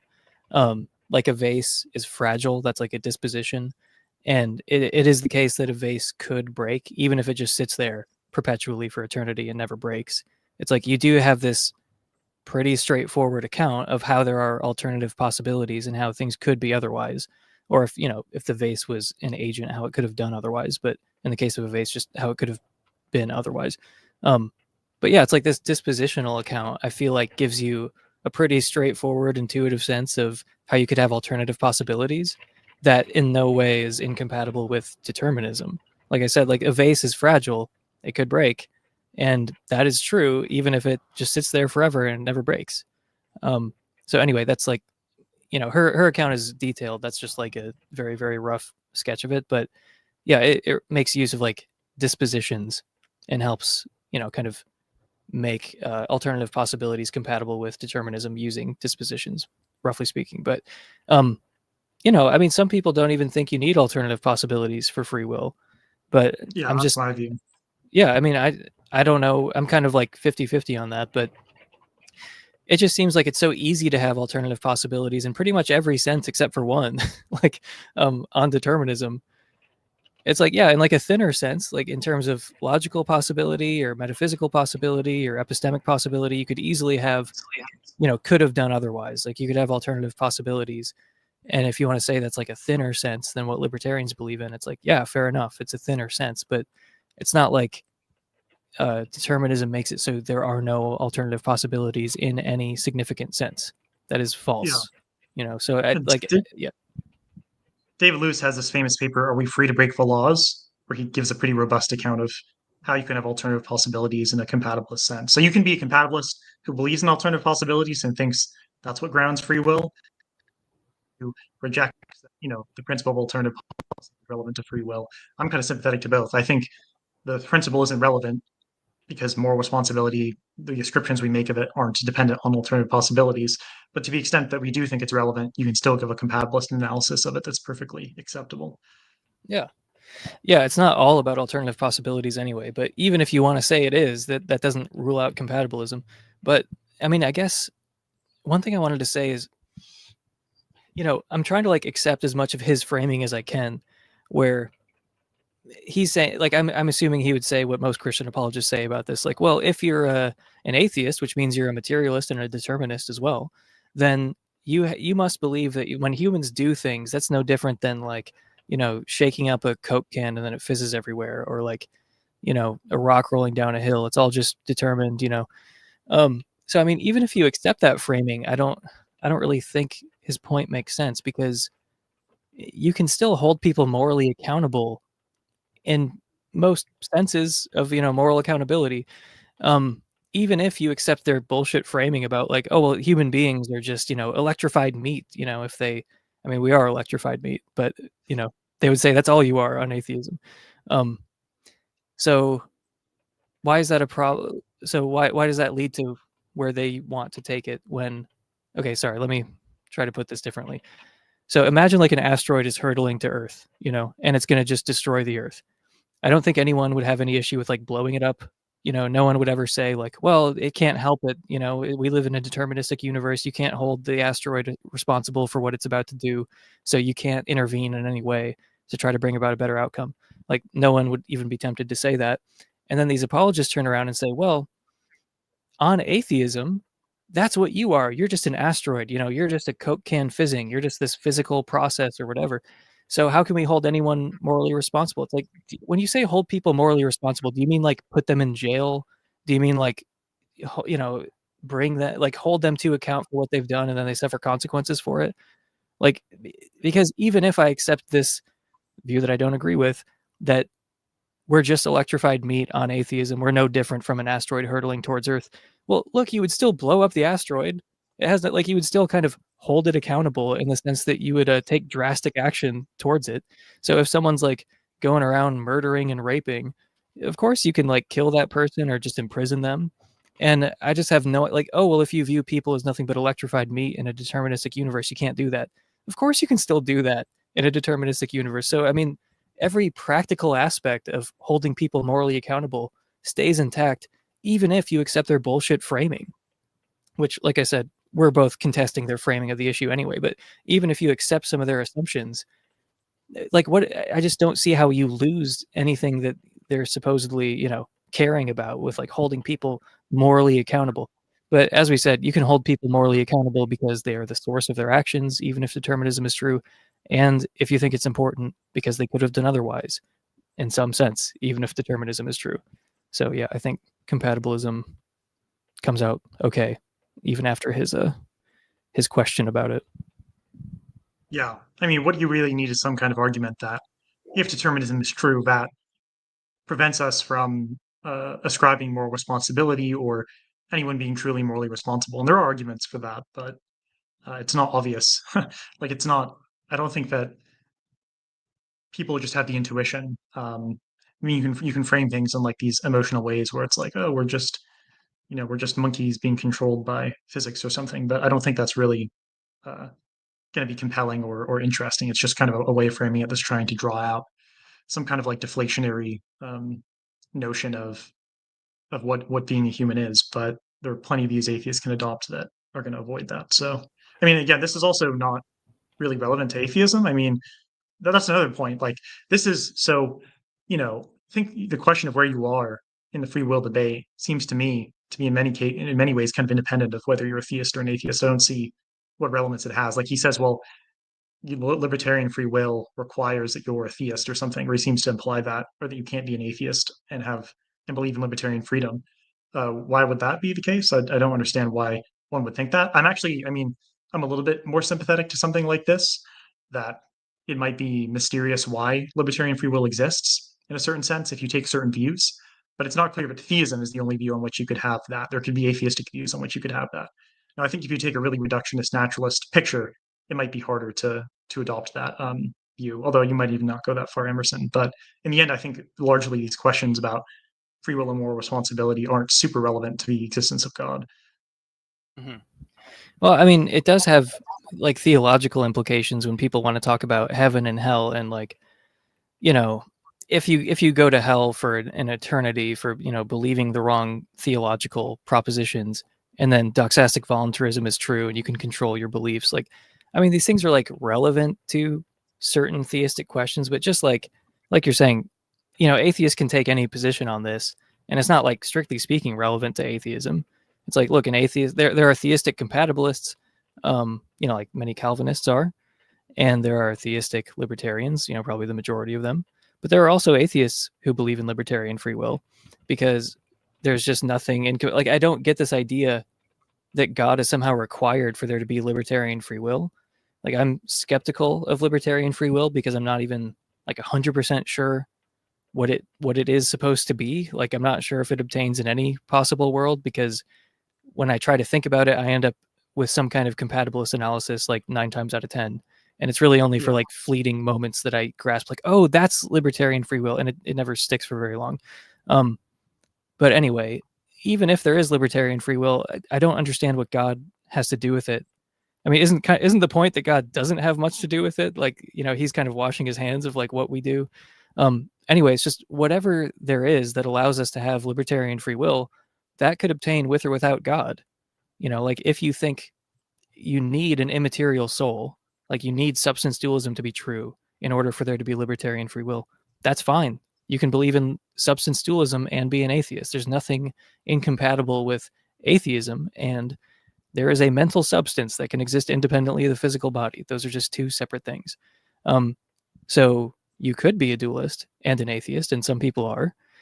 And if that's required for libertarian free will, then you're fine. But plenty of people would argue it's not required for libertarian free will. Like, Darren, Necessary Being, and John Buck would both argue that, like, you don't have to be a substance dualist to believe in libertarian free will. So it doesn't even come down to that. So anyway, libertarian free will is just, I don't even see what the incompatibility with atheism is supposed to be. Like, I don't even see the tension at all. Like, you might not believe in libertarian free will, like I don't, but it's not like it's closed off to the atheist. Like, oh, shoot, I'm an atheist, I can't believe in libertarian freedom. Like, why? That's never been made explicit for me, and it never is. And the same is true for theists. I mean, lots of theists are compatibilists about free will as well. So, I think honestly, this guy's name's Braxton, right? That's the name of this person. I think Braxton really, it's not really questions for atheists. It's questions for like this very specific type of like secular leftist, like red atheist. I think it's like he's assuming some big package of beliefs that all atheists have, and I think he's targeting it towards a specific like demographic of people who think these things. But it's kind of weird to frame it as questions for atheists. It's literally like 5 questions for my annoying nephew at Thanksgiving. And like, as someone who's been the annoying nephew, it's like, okay, these are things that atheists frequently believe. People who are probably very rude to Braxton in his comment section. But I really resent the implication of like, well, this is what atheists believe. I was just arguing about that with Mr. Jim Bob in the comments here. Anyway, anything before we move on past free will? No, we can keep going. Number 4, Richard Dawkins has long been praised by atheists as one of the 4 horsemen of the new atheism. But recently, he's caused some controversy with some comments about the trans debate. For many atheists, he's right about science when it comes to young earth creationism versus evolution, but he's wrong when it comes to this current cultural debate. Do you personally think he's right or wrong, and why? Now, for this... Well, Richard Dawkins is the atheist pope. It is incumbent upon me to agree with everything that he thinks. So I actually don't know what he says about trans people, but I agree with it wholeheartedly. Yeah, we actually have a magisteria, and it says that you must align with whatever Richard Dawkins puts out, his official doctrine. And so I therefore have to adopt it. Yeah. He is the living prophet, the atheist pope, the atheism pope. In all seriousness, I don't even know what he said about trans people. I'm not going to lie. I haven't read or watched anything he's done the past couple of years. Who so I don't even know gives what he a said. shit? Anyway, I just wanted to highlight Dylan saying, LDS philosophy, missed your channel, bro. Anything new coming out soon? Yeah, get on it, Joseph. What the hell? Yeah, Joe, if you haven't already subscribed to LDS philosophy, he's a really, really brilliant guy. He's a Yale philosophy student. He's got a good video on the ontological argument, a bunch of interesting stuff on Mormon history. He says he's sorry. Apology not accepted. Yeah, make more videos. Abandon your children. Give up your career at Yale. You fucking idiot. What are you doing? Do YouTube. Okay, what were we talking? Richard Dawkins. What does he think about trans people? Let me Google it actually, because I actually don't know what he thinks. Let's find out. Let's find out what his comments are. Oh God, I can't wait to read this. I typed in Richard Dawkins trans, and this is on Wikipedia. It says, in a podcast with Helen Joyce, author of the book Trans, When Ideology Meets Reality, Dawkins said that, quote, sex is binary, and argued that children are becoming transgender under pressure from their teachers and peers. Okay, so I think that's the gist of it. I mean, the thing is, I hesitate with this kind of thing because people will just say, oh, so-and-so is transphobic or something. And it's like, well, what did they say? And 90% of the time, they don't even know. They just hear it said that they're transphobic. And it's like, well, what do they think that is transphobic? And like, this happened to me first time with J.K. Rowling, actually. This was like 4 or 5 years ago. And I'm not British, so I didn't already know about this. But anyway, someone, like my neighbor said to me, like, she went, oh, J.K. Rowling is so anti-trans. I was like, she is? What did she say? And my neighbor just had no idea. Just literally not one single clue, not even like an inkling of what she might have said. Just like heard that she was transphobic and then just like really forcefully repeated it. So anyway, I just kind of hesitate. Like, you can get called transphobic without being transphobic. So I'm not. Look, maybe he is transphobic. I don't know what he says, but I'm just not going to definitely jump on one side or the other. What did he say? He said sex is binary and there's some kind of social contagion element, like it's, peers and teachers that have something to do with why people become trans, which is just obviously true. Like, I'm sorry, but like I think we spoke about this one time. There was like a Wall Street Journal article. This is not directly related to the trans stuff, but there was a Wall Street Journal article a couple of years ago about how there was this outbreak of Tourette's that spread via TikTok, where like all of a sudden there was just like a massive uptick in young girls who had Tourette's, and it just made no sense. It like violated all of their like expectations for, like the frequency of Tourette's in the population. And then they just found out that it literally spread as a social contagion on TikTok. Okay, well, that has obvious implications. Like if something like Tourette's can spread over TikTok, then I'm sure something else can spread as well. So just to say social contagion has nothing to do with it, I'm not saying that's all of it. I'm not trying to attempt to give like a reductive explanation of like, this is the whole thing. It's just, it is obviously part of it. Like, I don't know how else you would explain. I mean, the Tourette's thing is just obviously a social contagion. And then just to deny that has any implications for the trans debate, I think is just totally dishonest. But that doesn't mean you shouldn't be respectful to trans people and support trans rights and yada, yada. But just to deny it has anything to do with social contagion, I find really implausible. I'm also reading that he wrote, is a trans woman a woman? Purely semantic. If you define by chromosomes, no. If by self-identification, yes, I call her she out of courtesy. So it seems like he implicitly kind of understands that there's a distinction between the way you may use the term female or male mean, I don't feel like the need to go over the distinction between sex and gender because it's so obvious, and I don't know why people refuse to understand what it is. Like it's very, very clear at this point. And so it's not entirely clear that he rejects that. Maybe maybe he wants to say that we should define genders in terms of sex as well, in terms of like adult human female. But his opinion on that isn't really super interesting to me. I mean, I think ultimately the question of, philosophy of gender isn't something that Richard Dawkins has any expertise in. So I don't know why I even think he has like authority to that topic whatsoever. It's not really a question of science. It's a question of how you like the way that you look into these terms and these different theories of gender it gets into this very complex philosophical stuff. It's not just, oh, we look at chromosomes and we're done. That's just a very silly way of looking at it. Mm-hmm. Yeah, I mean, philosophy of gender is complicated, and if you don't believe me, listen to Thomas Bogardus, who defends the traditional, sex gender view, and his views aren't like simplistic. Like he'll make all kinds of concessions that would make Matt Walsh, piss himself. And like Thomas Bogardus is probably the most eloquent defender of that sort of traditional view that's out there. Like I listened to a 3-hour conversation with him in Rationality Rules that was very good. And yeah, it's just philosophy of gender is complicated, and the most knowledgeable proponents of like the traditional view, they also recognize this. It's anyway, and Richard Dawkins is not an authority on philosophy of anything, so like I just don't really care. I don't think it's a purely scientific issue, and like you were alluding to earlier, yeah, I don't get this kind of conservative resistance of making some kind of distinction between sex and gender. Like it seems like sex is a purely biological idea, and then gender is obviously related to sex. But I don't know, like, can you really say like, yeah, pink things, that's a part of sex? Like, no, it's not. Like, I don't like. There's clearly some like social and psychological features that are associated with sex that are not themselves the biological phenomenon of sex. So you have to make some kind of distinction there between sex and gender. And once you have that kind of dualism between sex and gender, then you can swap them out. You can have someone who's biologically male and gender female. Speaking of this, special guest, in case you're worried about two straight white guys freaking talking about trans women. Oh, I'm so sick of it. Guess who's here?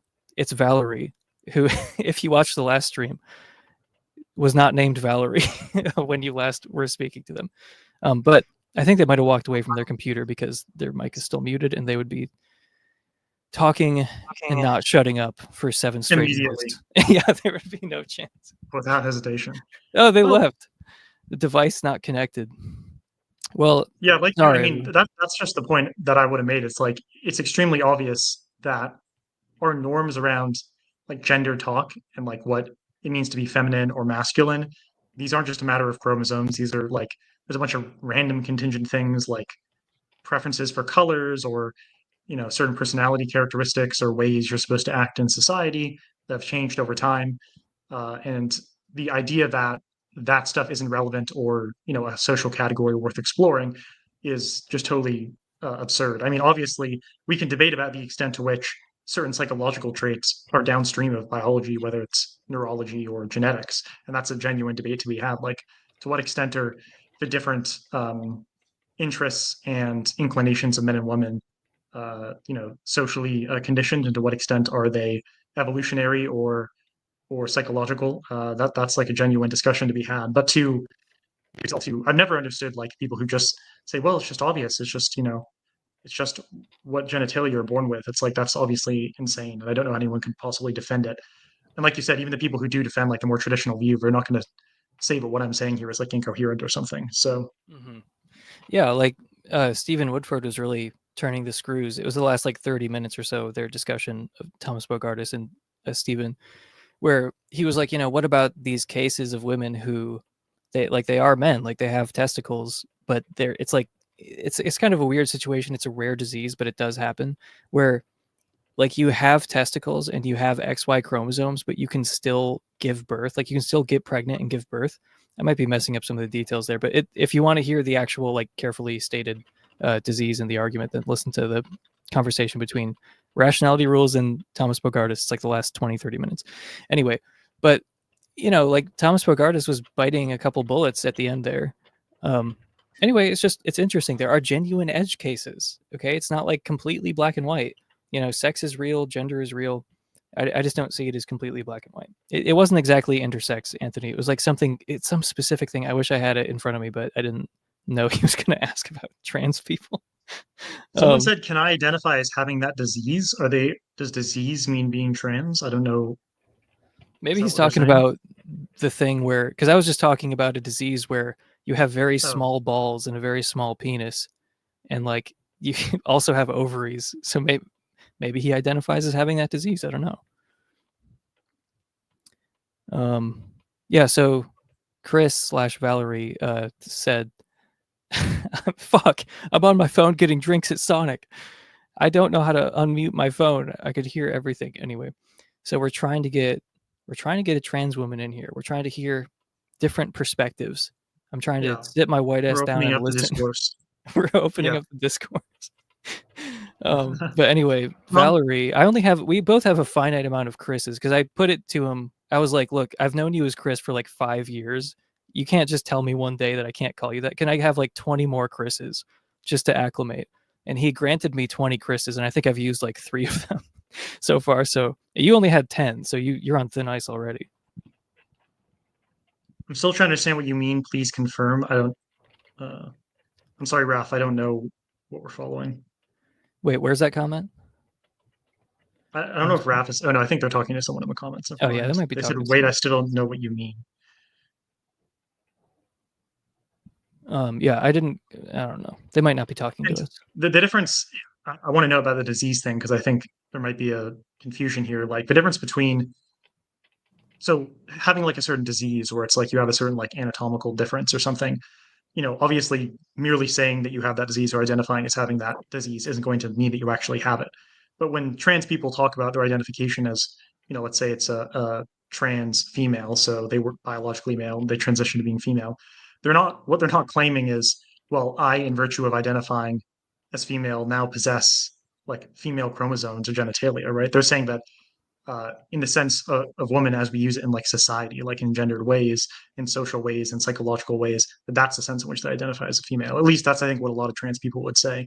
But maybe Valerie can correct my ignorance. Hello, am I audible? You're audible. We can hear you. Okay, yeah, now I can actually control whether I'm muted or not. I'm in the car right now, so I didn't want to be like permanently unmuted, because I was gonna like obviously be unmuted when I talk, then whenever I was not talking I would mute so you didn't have to hear like my fucking turn signal and shit. But now I can control that, so we're good now. But yeah, I'm really glad that a trans voice was finally allowed to speak here. It was the lack of inclusion really disturbed me previously, but yeah, no. So I think that for a lot of trans people, for me at least, right, it's sort of I sort of like run with this idea that there's kind of I think the sort of like general like mismatch idea, right? Where, I mean, the crude way to say it would be something like, oh, they're like gendered souls, and gendered souls can be in like differently gendered bodies, right? That's a little crude, right? But I do think there is something to this idea that, look, somebody's like interior self, right, their real character might have certain, proper ways of expressing itself, right? And these ways can be not expressed, right? Or not actually, find their sort of, footing in the real world. They just sort of remain like potentially within that person, right? And so what happens when somebody like considers themselves trans is that they're sort of recognizing that like the way like their body is currently mapped out, the way they currently present socially doesn't really match up with this sort of like interior inclination, right? They feel as though there's something inauthentic going on. And so through whether it's hormones or surgeries and sort of like a renewed social presentation, you're trying to match up your sort of like interior like characterization of yourself with the sort of like like embedded like social context. And so, yeah, you're not claiming that you're going to be a woman in this like robust biological sense. Rather, it's like recognizing that there is some like womanhood or like feminine traits, for example, like a trans woman, present to you on the interior, right? And trying to match up the exterior to sort of reflect that, right? And so, I mean, I think, yeah, with that outlook, because on one hand, I am sympathetic to the broadly kind of Aristotelian idea, that psychology is downstream of biology, right? There are no like ghosts in the machine. But at the same time, right, I am, kind of a like a woo-woo individual. So I do want to believe that things aren't, completely downstream of biology. And so, I mean, the way that I'd kind of characterize it is to say that there's like an inner man, right? And in many cases, an inner woman, right, that has its own character, right, its own identity. and a natural way in which that inner man can be expressed, and the outer man only imperfectly replicates or only imperfectly follows behind. It's always lagging behind the inner man and its expression, right, and its identity. And so trans is sort of this, this more upfront way of like matching up that inner man with the outer man. And like the general philosophy behind transness is the same, is the same rationale behind, like working out at the gym to become more muscular, to become more masculine, right? Like that kind of like modifying yourself and your body to become like truer to the kind of person you want to be, the kind of person that you feel as though you are like hiding within yourself. That's, something that we've always like widely accepted. With transness, it just happens to do with like masculine versus feminine presentation. So that's how I'd characterize it. That's sort of how I think about it philosophically. Apparently, you've begged the question, according to Jim Bob. Yeah. I am curious how you end up with like a natural law theory plus trans rights kind of thing. Like that's kind of weird to me how you could, do you still buy into like natural law theory and stuff? So I've talked with Gab a lot about this, and Gab, so Gab doesn't think that like teleological facts determine moral facts to any degree, right? They don't think they supervene on them or anything like that. I don't really think that moral facts supervene or are strongly determined by teleological facts, but I do think there are certain cases in which teleological facts will determine sort of like will have moral implications, right? And so, yeah, like I said, I'm not really sure exactly how I characterize that relationship. It's something I'm open to sort of, like changing or being flexible with. But at least right now, it's not something I have like fully cashed out. But I will say regarding natural law theory, what I would just do is just have kind of like a spookified or sort of like Platonized natural law theory, where it's not like biological function, but it's rather sort of like, like a grander, right? Like a deeper metaphysical function, right? That biology can either fail to or succeed in, reflecting, right? So like your like individual soul, like that, it will have a particular function, right? And these will usually be sort of like moral or like higher level first personal characteristics, right? And your biology is either going to fail or succeed in sort of like reflecting these characteristics. So that's going to be the relationship there. So it is ultimately like a teleological account of moral facts, but it's not going to be biologically grounded one. So that's generally how I think that's kind of a plausible alternative. If you're kind of attached to this idea of teleological facts playing an important role in grounding moral facts, I think that kind of account is going to help because you're just not sort of, wedded to the primacy of biology. Well, this is a gender affirming stream, and hang on, Mark has an important question. He says, "What if someone said, 'I am a man on Mondays, Tuesdays, and Fridays. Otherwise, I'm a woman.' Would social need to accommodate that view? Sorry, should society accommodate this view?" Well, what you're describing, Mark, is an extremely annoying person. So this sounds like an annoying person who's trans, but they're still an extremely annoying person, and you should tell them to stop being so annoying. This has nothing to do with trans rights. This has to do with tolerating people who are being annoying, and also there's no one who fits this description anyway, so it doesn't matter. But yeah, and like also like it's perfectly like plausible, right? To like affirm, like I hate to say affirm because the sort of like gay implications, right? But like to see like trans people as like their identified gender, even if you have some like some stricter requirements. So if you think there has to be some like relevant sort of like embodied or embedded elements, so not only do you have to present as a woman, you sort of have to live as a woman, be treated as a woman, and sort of like inhabit that sort of way of life, right? In a stronger sense, you could totally have that as a requirement, right? Because even if somebody self-ID'd as a woman, but they lived, acted, and sort of considered themselves as a man or were considered by society as a man, then you could just still say, yeah, that isn't like a really that isn't a trans person, right? Assuming that person's MTF, right? But if they like carry out all these sort of like characteristics and live the life sort of embody that sort of like womanhood or femininity, you might have that as a stricter requirement and say only when that's met could that person actually be considered a woman. And so, yeah, like in that example, right, when you're like switching and flip-flopping like that, well, that's not something women do. So if that person was assumed like it's like whether it's FTM, MTF, whatever, right? If they flip-flop like that, it's like, well, that's not characteristic of any gender, right? So they're not really what they're identifying as, right? So self-ID, I mean, you could just have stricter requirements than self-ID that still include trans people, right? And it seems that the only ones that don't are going to be really just arbitrary and have no good motivation. Yeah, self-ID seems really dumb, honestly. Like that can't be the full account, but that doesn't, it's not like self-ID or nothing. Like if not self-ID, then you can just be really rude to trans people and you shouldn't protect their legal rights and you should be like interpersonally awful to them. It's like you can even be fully like anti-trans in almost every way and still think that just take kind of like a liberal attitude towards it and still protect their rights and just being like not interpersonally rude to them. But anyway, the main point is just like it's not self-ID or nothing, because I agree the self-ID account is like pretty dumb. Oh, hang on. Made by Jim Bob is paying to ask a question really quick. For guest, can a bio female be a trans woman? If no, why not? No, because a biological woman isn't going to have to do any sort of relevant transition. I mean, they're already A satisfied. trans woman is like by definition a biological male who transitioned to being a woman. So the answer is no. Right, and That's even then, they're sort of like any way in which they like modify. Well, because there is like the trivial thing, and I think like William Gillis, like the anarchist guy, sort of like does this line where it's like, oh, everybody's trans because everybody's not fully comfortable with their gender and wants to modify it in some ways that don't exactly fit preconceived roles. I think that's taking things too far, right? But I think that even though like cis women, even though biological women will engage in activities that do affirm their gender and there's something analogous there, they're ultimately comfortable with their bodies and they think their bodies present their gender in a way that makes sense to them, right? That they feel sort of synchronous with. They don't feel as though there's a disconnect between their body and their identities. And even if they do, then sure, there might be like something there that's kind of on the sliding scale of what we call transness. But I don't think it's sufficiently so, and it's still like going back to our like ordinary practices wouldn't like make sense to call them that, right? So like that sort of like trans logic, quote unquote, obviously applies to cis women. They obviously have these sort of like cosmetic, surgical, whatever procedures to like affirm their womanhood, but it's happening in a way where they're fundamentally comfortable with their body, right? So there's going to be a gap there, even though like some of that logic applies. So Wait, hang on. He's saying the answer just assumed strict binary, sex. We've not denied the sex binary, except I do want to say there are edge cases. Like it's pretty much a binary, but like everything else in biology, it's incredibly messy. But I don't think that those edge cases they don't really illuminate something really important about philosophy of gender unless you're a complete retard about this issue. In which case, it might for you, Jim Bob, to find out about some of these edge cases.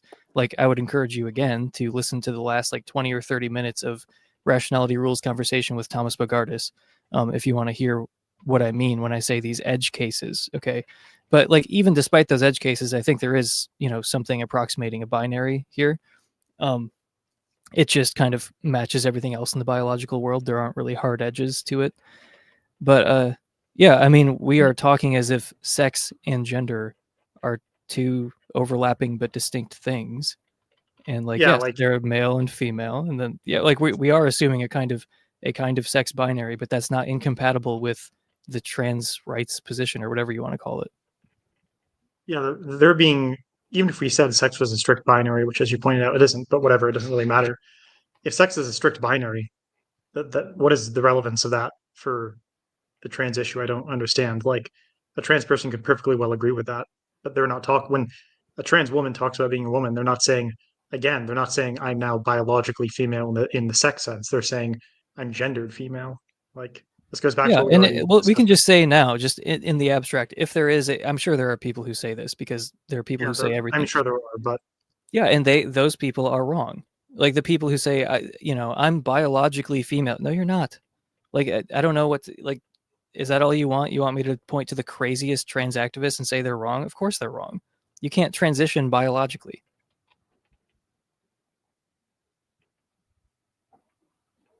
Thank you, Ref. There was some other comment I wanted to highlight. I'm so happy that this channel is finally elevating trans voices. But of course, Valerie just left. So what am I down to now? Like 17, 16 she left Chris's? already. Yeah, they said BRB in like 5 minutes. I'm getting the wonderful pot roast my mother cooked. God damn. Okay. This is what, if you look back in the archives, by the way, Chris/Valerie has been on this channel many times, and they do this bullshit every single time they're on.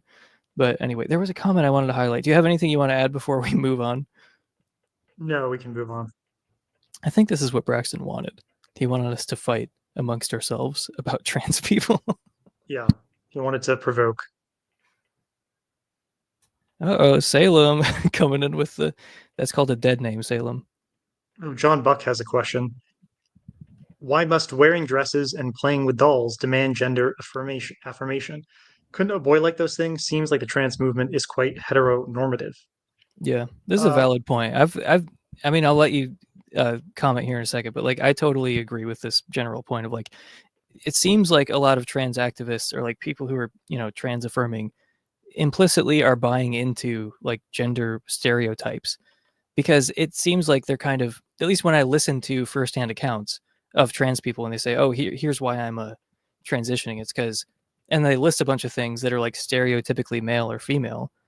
And I'm like, well, look, I'm not like the most masculine dude in the world. Like, I don't like fixing cars. I don't give a fuck about sports. Like, I've never cared about any of those things. And it just seems like, if I were growing up now, some people might be like, oh, maybe you're a girl, and it's like, I was already like kind of getting picked on in certain ways, like for not caring about sports and for caring about a couple things that were like more feminine coded. But at least in my environment, which was like a hyper conservative Christian environment, they were like, yeah, you're still a guy and you like those things. There's nothing wrong with guys liking the things that you like and not liking the things you don't like. And that seems to be freedom in a way. It is freedom in a way, but it seems like a lot of, trans affirming people are like, oh no, you might be a girl. It's like, no, I don't think I am a girl. I just don't think I fit every single gender stereotype about men. But yeah, I think there's a point to what John's saying. Yeah, I agree. I was just going to point out that, the identification with being another gender is going to involve a huge thick set of like criteria, and just being like somewhat of a tomboy and like, or vice versa, like wearing dresses or playing with some dolls on its own. I mean, maybe some people, again, who are like, yeah, I don't think have very good views, are going to say, well, that's evidence that like you're trans. I think that obviously be crazy. But if you just think about gender as like a spectrum, which I think it obviously is, from masculine to feminine, it's not as if it's like you're either masculine or you're feminine. Then there's going to be certain thresholds when you are where you're societally and psychologically like living as a woman, where it will at that point make sense to refer to someone as having the female gender, and just merely playing with dolls is not going to be enough to pass that threshold. Yeah, like I said, I think this is what Braxton wanted, because I'm sure there are like, I mean, people watching this are, reasonable, but I'm sure if I were having this exact conversation on like the atheist experience or whatever the equivalent is now, I doubt people would be as understanding and charitable of like what I'm saying. But anyway, trans folks are bigots. Yes, just in case it's not clear, I want to make this crystal clear. Every single trans person is racist and says the N-word specifically. Would you agree with that, Sebastian? Seems true. Thank you. Okay. Jim Bob, is underwater welding being overwhelmingly men, just a social construct? No, it has to do with the innate biological differences between men and women, and that's why men are overrepresented in certain fields, such as the ones that are dangerous, like the one you mentioned. And Sebastian's like an Evo Psych guy, so I'll let you answer for yourself there. I'm not really familiar with underwater welding, but I definitely think that psychologically speaking, men are innately or partially innately predisposed towards certain kinds of psychological traits, and therefore certain professions that involve like tinkering with stuff. So I mean, the whole idea of like social constructs and innateness is a very interesting topic, and I don't think either term has been cashed out super well. But ultimately, I think that there's going to be stuff that's more social and stuff that's more innate, but the terms are pretty fuzzy, and a lot of what we do is partially influenced uh, by evolutionary pressures and innate dispositions that we have from birth. But again, this is not something that really matters for the trans debate. I mean, it does matter for it, but thinking that people are psychologically predisposed via via sex to gendered behaviors is not a reason to be anti-trans. If anything, what one could use it to argue for trans rights, because you can imagine that since all human traits are generally distributed on like a bell curve, you're going to have people who are born biologically male but happen to be really, really far on the bell curve, where neurologically they feel more identification with the female gender and have a bunch of female gender dispositions, even though most men aren't going to be there. So Yeah, and I mean, take the example of, so he mentions underwater welding, but I think this came up on the last stream that you and I were on. Like, okay, why why are violent crimes so overwhelmingly committed by men? Do you think that's like, oh geez, is it internalized misandry? Is it like, some kind of societal misandry that's like, it's like, no, just men are innately more violent. They're like more predisposed to violence. And like, you pick that kind of example for a reason, because it's the one that's going to piss people off the least, but it obviously has other implications. But anyway, it's just like, yeah, men commit the vast majority of the violent crimes, and that has to do with innate biological differences, I would think. I don't understand why this has to do, yeah, like you're saying, what implications does this have for trans rights specifically? I can kind of see a case that like there's this general kind of woke worldview where like any kind of good lord, I'm clearly drunk right now if I'm talking about this shit, but it's like, like if there's any kind of disparity in outcome, then I guess it's because of like some kind of bigotry in society or something. Like that's why I brought up the men committing violent crimes example. Like there's a huge disparity. It's like 90 something percent of violent crimes are committed by men, and I don't think that's because of societal internalized misandry or something like that. I think it's because of innate biological differences. But if you're extremely woke, then you think that any differences in outcomes have to do with, oppression or something like that. So it like very, very, very indirectly kind of attacks the like woke worldview, generally speaking, to bring up a point like this. But how does it follow from this? Like, underwater welding is overwhelmingly male. How, like, any of your other views, how do any of your other views follow from this? It just absolutely makes no sense. They're just running like the meme stuff. new dono. Okay, so for guest, I don't know if the architect of reason is back yet, but for guest, should a biological male who claims to be a woman be subject to the draft? Everyone/no one should be subject to the draft. I mean, first, there shouldn't be a draft. Like, I'm against the draft in principle. Like, I'm not like, yay, the draft for men. Fuck the draft. Like, it's a completely illiberal institution. It shouldn't exist. I mean, if it is going to exist, then I guess everyone should be subject to it. But there shouldn't be a draft, period, in my opinion. Yeah, I agree. I mean, this is just like another meme. I think we're getting baited. Like I said, I can't help but suspect this was Braxton's master plan all along. So true. We're supposed to be like fighting or We're something. supposed to be talking about atheism, and we're talking about underwater welding and the trans issue. Like, holy shit. Okay. Well, sadly, the architect of reason is still eating their mother's beautiful home cooked meal, so we're gonna have to move on to the final reason. Actually, I kind of have to go to the bathroom real quick. Do you mind, like, just kind of chilling for a second while I go do I that? can take over. Okay, cool. Just me now, y'all.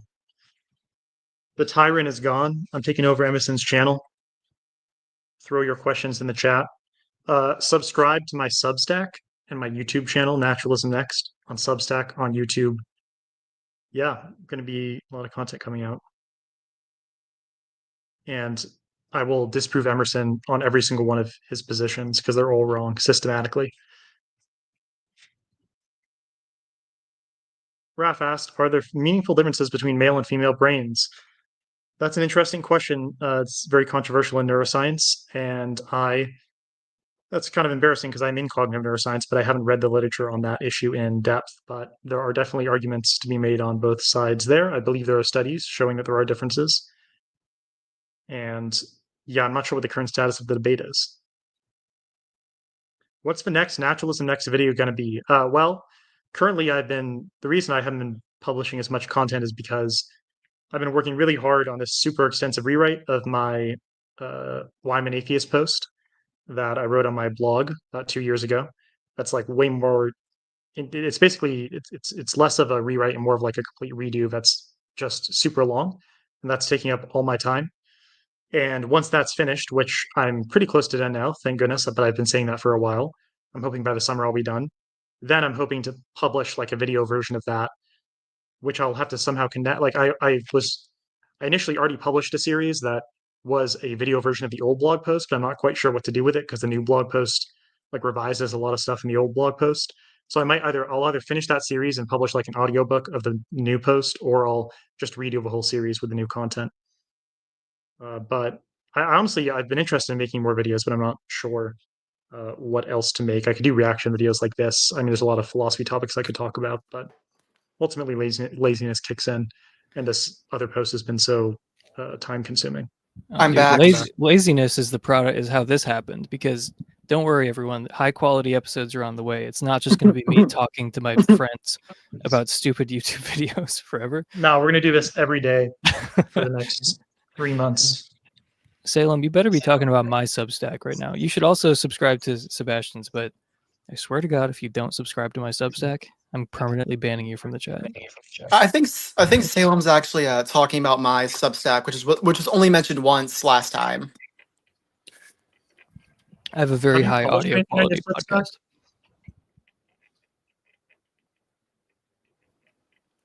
Chris, have you published anything on your Substack? Okay, look, it's a work in fucking progress, okay? All good things take time. What did I say in the last stream? Anyway, on atheism, there's no objective underwater welding. I'm pretty sure Valerie has never published anything on any of her projects. Okay, that's not true. Okay. There are posts that have been published fucking before, okay? Just a small amount. All right? Yeah, how's the Intellectual Outlaws podcast going? That was a fever dream for my sophomore year of high school. I was a literal minor, Emerson, so it's really kind of like, it's actually creepy that you bring that up, because you were friends with me when I was 14. It is kind of weird in retrospect that I was friends with you starting at age 14. It's so that's funny. weird. It's so badass. Same for Lucas as well. I've been friends with Lucas for so long. Well, they're very mature for their age.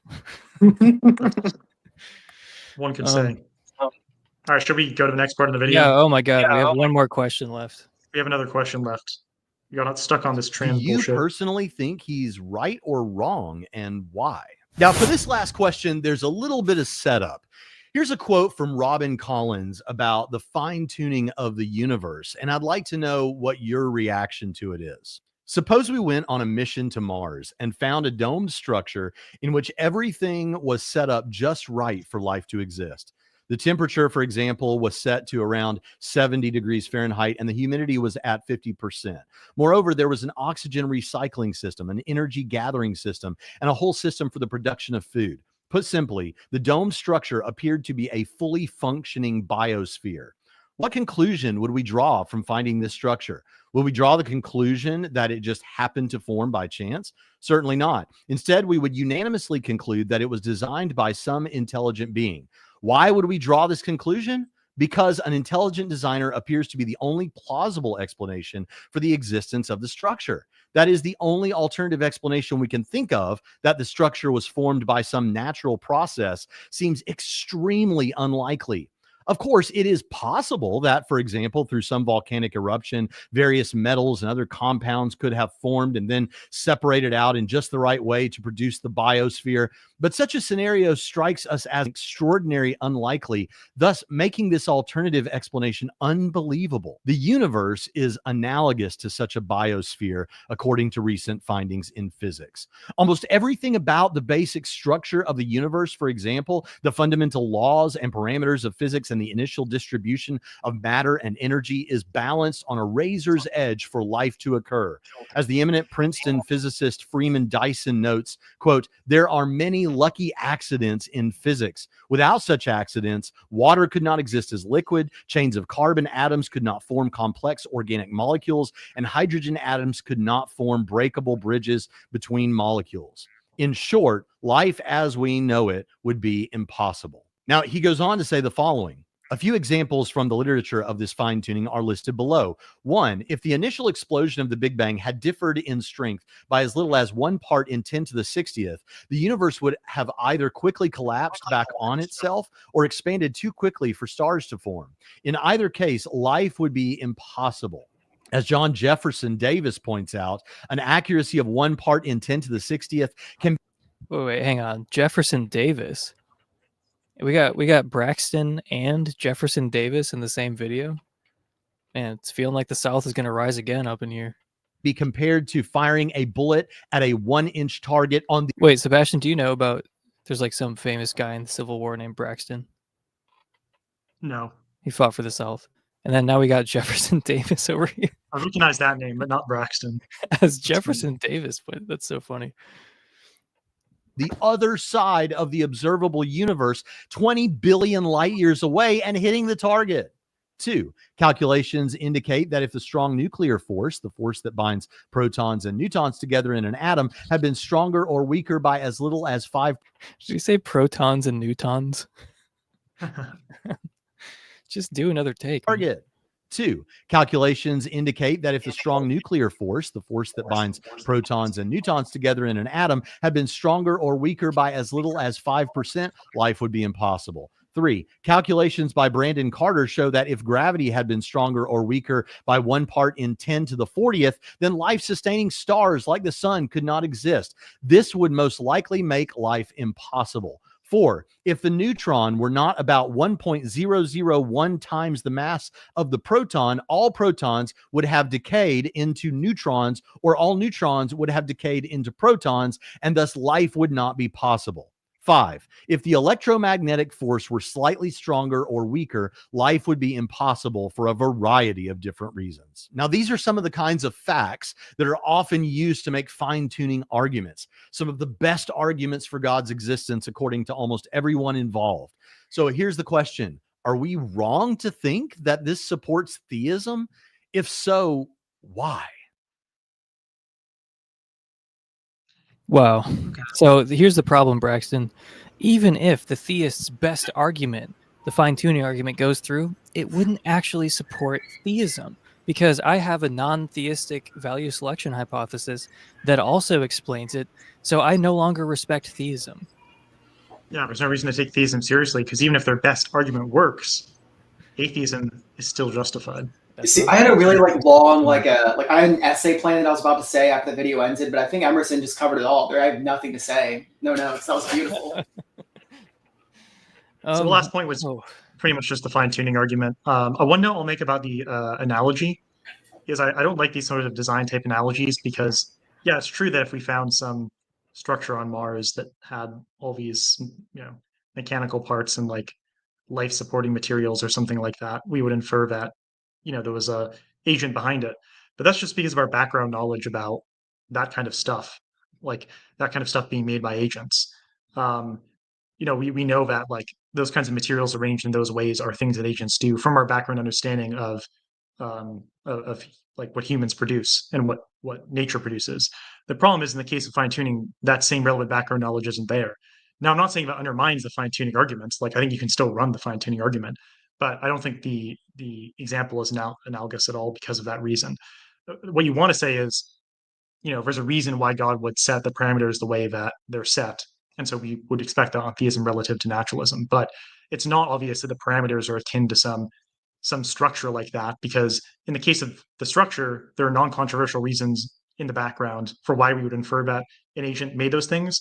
In the case of like the parameters, there's not some non-controversial background you can use to derive that an agent would make those kinds of things. So it's just not it's not a good analogy in my opinion. Of course, doesn't undermine the fine-tuning argument, but I have lots of other responses to that argument that I could elaborate on at length, but I don't know if that's worth doing here.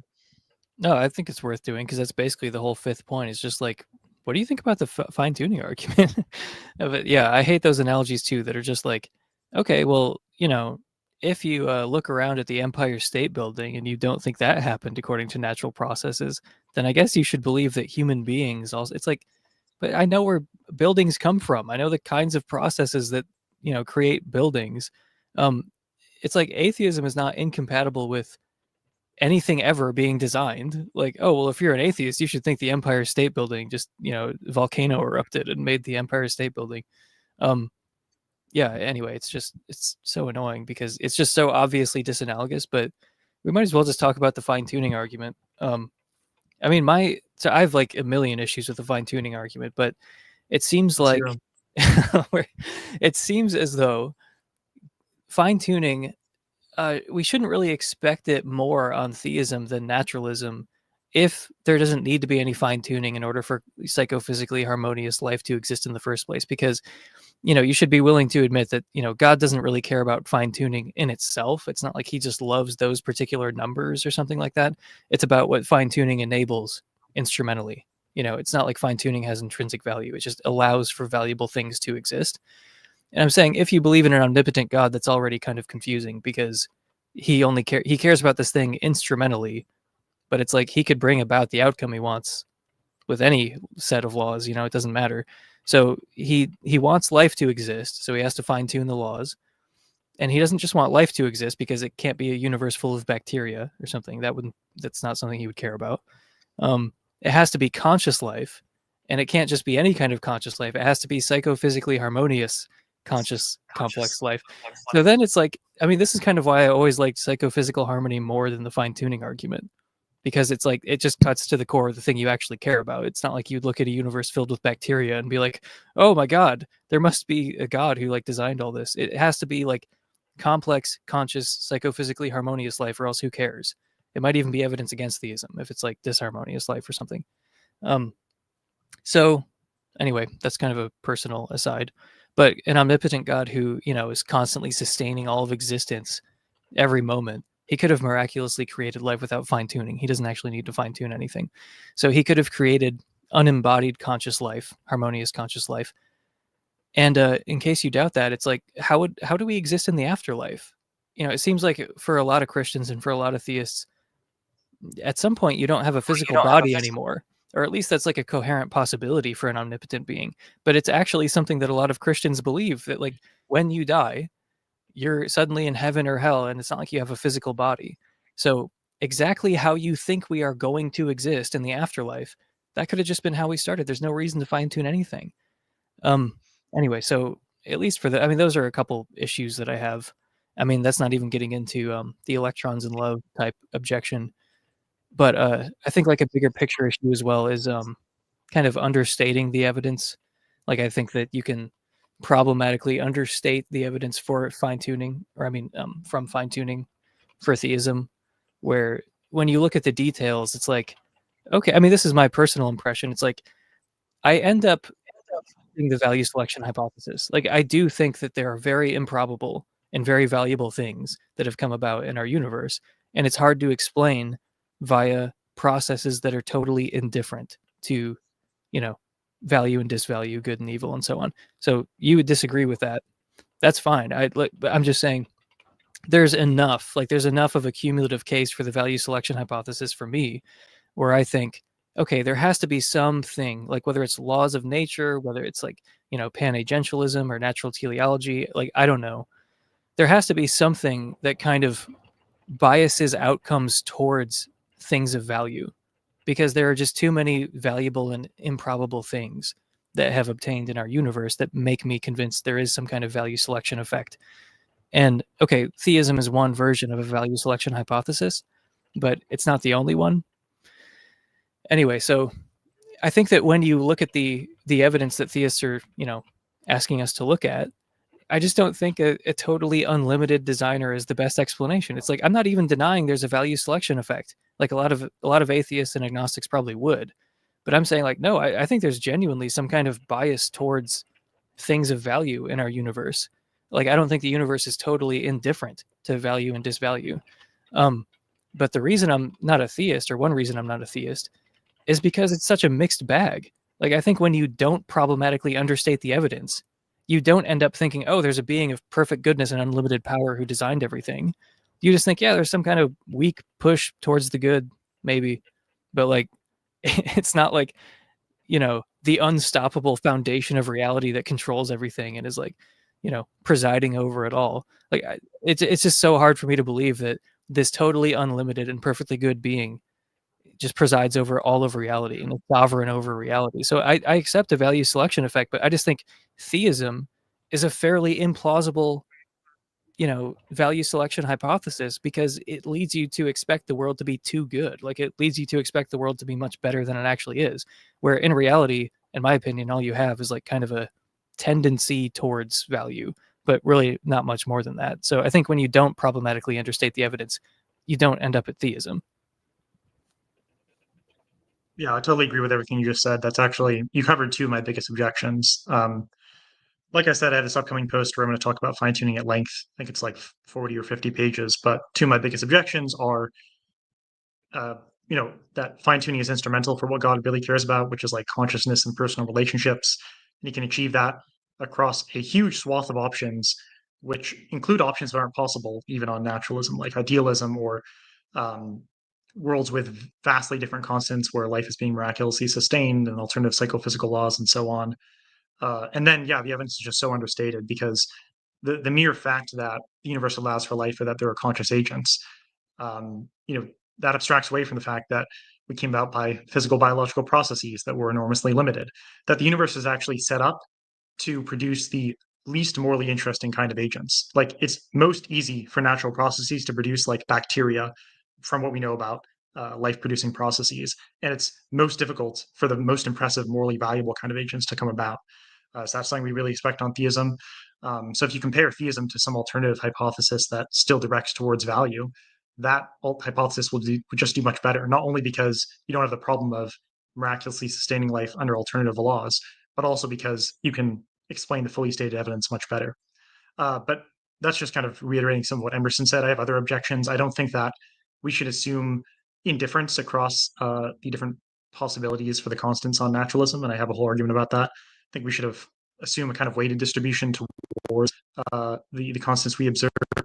The reason for that, well, I don't know if I want to get into it because it will take some time, but again, people can read my post. I give an older version of it in the earlier post. There are versions of naturalism that predict fine tuning. I don't perfectly love those responses, but I think they do reduce the force of the argument. Like I don't think that the probability of fine tuning on naturalism is just one over whatever all the possibilities of the constants. I think it's significantly higher than that. So yeah, it's not clear that theism predicts Vedanta. It's not clear that naturalism does horribly on Vedanta. And when you end up comparing the two, it's not clear that theism comes ahead in my view. I'm trying to think if there's anything else that we should cover that we haven't covered here. I think those are the main objections. Oh, sorry. Go ahead. No, I was just going to say, I think those are the primary objections worth making. I mean, there are lots of others you can give that I think some of them have merit, but the two you just articulated are my two favorite ones. Mm-hmm. And if I remember right, you're saying we should kind of expect a normal distribution when it comes to the constants because, I mean, that's the kind of distribution we see in nature everywhere. Exactly, yeah. Yeah, it's like we have good a posteriori reason to expect that kind of distribution because that's kind of how everything is. Exactly, yeah. In nature, processes are almost never like determined by uniform distributions. They're determined by distributions that have modes and are weighted towards particular outcomes. So given our background knowledge about how distributions occur in nature, it's actually more likely we should expect that kind of distribution for a selection of something like the constants if naturalism is true. And it's most reasonable to assume that our outcome represents the mode of that process, and therefore, we should expect that it's more likely that we'd obtain the values that we do as opposed to other values that could have obtained. Of course, this doesn't show that the probability is like 1 on naturalism, but the probability isn't going to be 1 on theism either. That's one of the arguments I end up making. So I don't think that the probability of getting fine tuning on naturalism is absurdly low. When you combine that and then add in the epistemic weight of various versions of naturalism that are going to predict that we would get the constants, which there's a big variety of those. Like most famously is the multiverse response, but there are a number of others. So when you put all that together, it's not clear that the strongest case the theist is going to want to make for the probability being really low on naturalism goes through. I mean, correct me if I'm wrong, but I don't think we've even disputed the data of fine tuning up to this point. No, yeah, we haven't disputed it whatsoever. I'm accepting it for the sake of this discussion. So like all that stuff Braxton cited, I'm happy to accept. And I'm like, I don't think that the disputed data stuff is really strong with respect to fine tuning. I think there are some minor concerns. Like, as far as I understand, there are all these different parameters that like there's a huge range of values they could have taken on. In order to really know what the space looks like, you'd have to vary all the parameters at once. And there's some simulations trying to do some of this, but I'm not sure we really know what the whole space looks like. So like James Fodor has a bunch of videos where he really pushes this. I'm not sure I buy into it completely. I think it might be like, I think it's a minor concern that leads us to be slightly less confident than we should be. But ultimately, the stronger objections are just to say, yeah, okay, that's a minor concern. But even if you grant all the data, you still don't really have a extremely effective argument. Yeah, we don't really even need to dispute the data of fine tuning. even though you could, like, I mean, Sean Carroll does famously, like, and I see some merit to that, but it's like, it's so controversial. It's like, what's the point? I mean, just from an argumentative standpoint, but like, he's made the point that even if you gave him the laws of nature as they exist, and then you gave him the periodic table, and you're like, okay, like, predict what's going to happen now. He's like, I could not do that. I could not tell you life was going to exist, even if you told me, here's a universe with these laws of nature. You know, like, if you gave him, you know, as far as physicists have uncovered the laws of physics, you know, like, you could give all those to him, and you could give him even, like, you could give him like chemistry, and he said, like, I could not predict that life would exist, like, just from this stuff.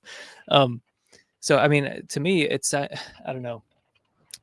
It just seems like if you're going to be confidently telling people what would or wouldn't happen in universes that we do not have the benefit of observing, then you should be pretty confident in your ability to just look at some equations and say, wow, that's a life permitting set of equations right there. And I'm like, no one can do that. Okay. Like, no one can look at a set of mathematical equations and be like, wow, that's really a life permitting set of laws that I see. I mean, there are exceptions to that, where if you make everything like so simple, it's just not possible for anything complex to happen, period. But like, you know, other than those cases, you cannot confidently predict the entire history of a universe that you can't even observe. And there was something kind of blackpilling for me when I found out that a lot of this stuff is based on like computer simulations.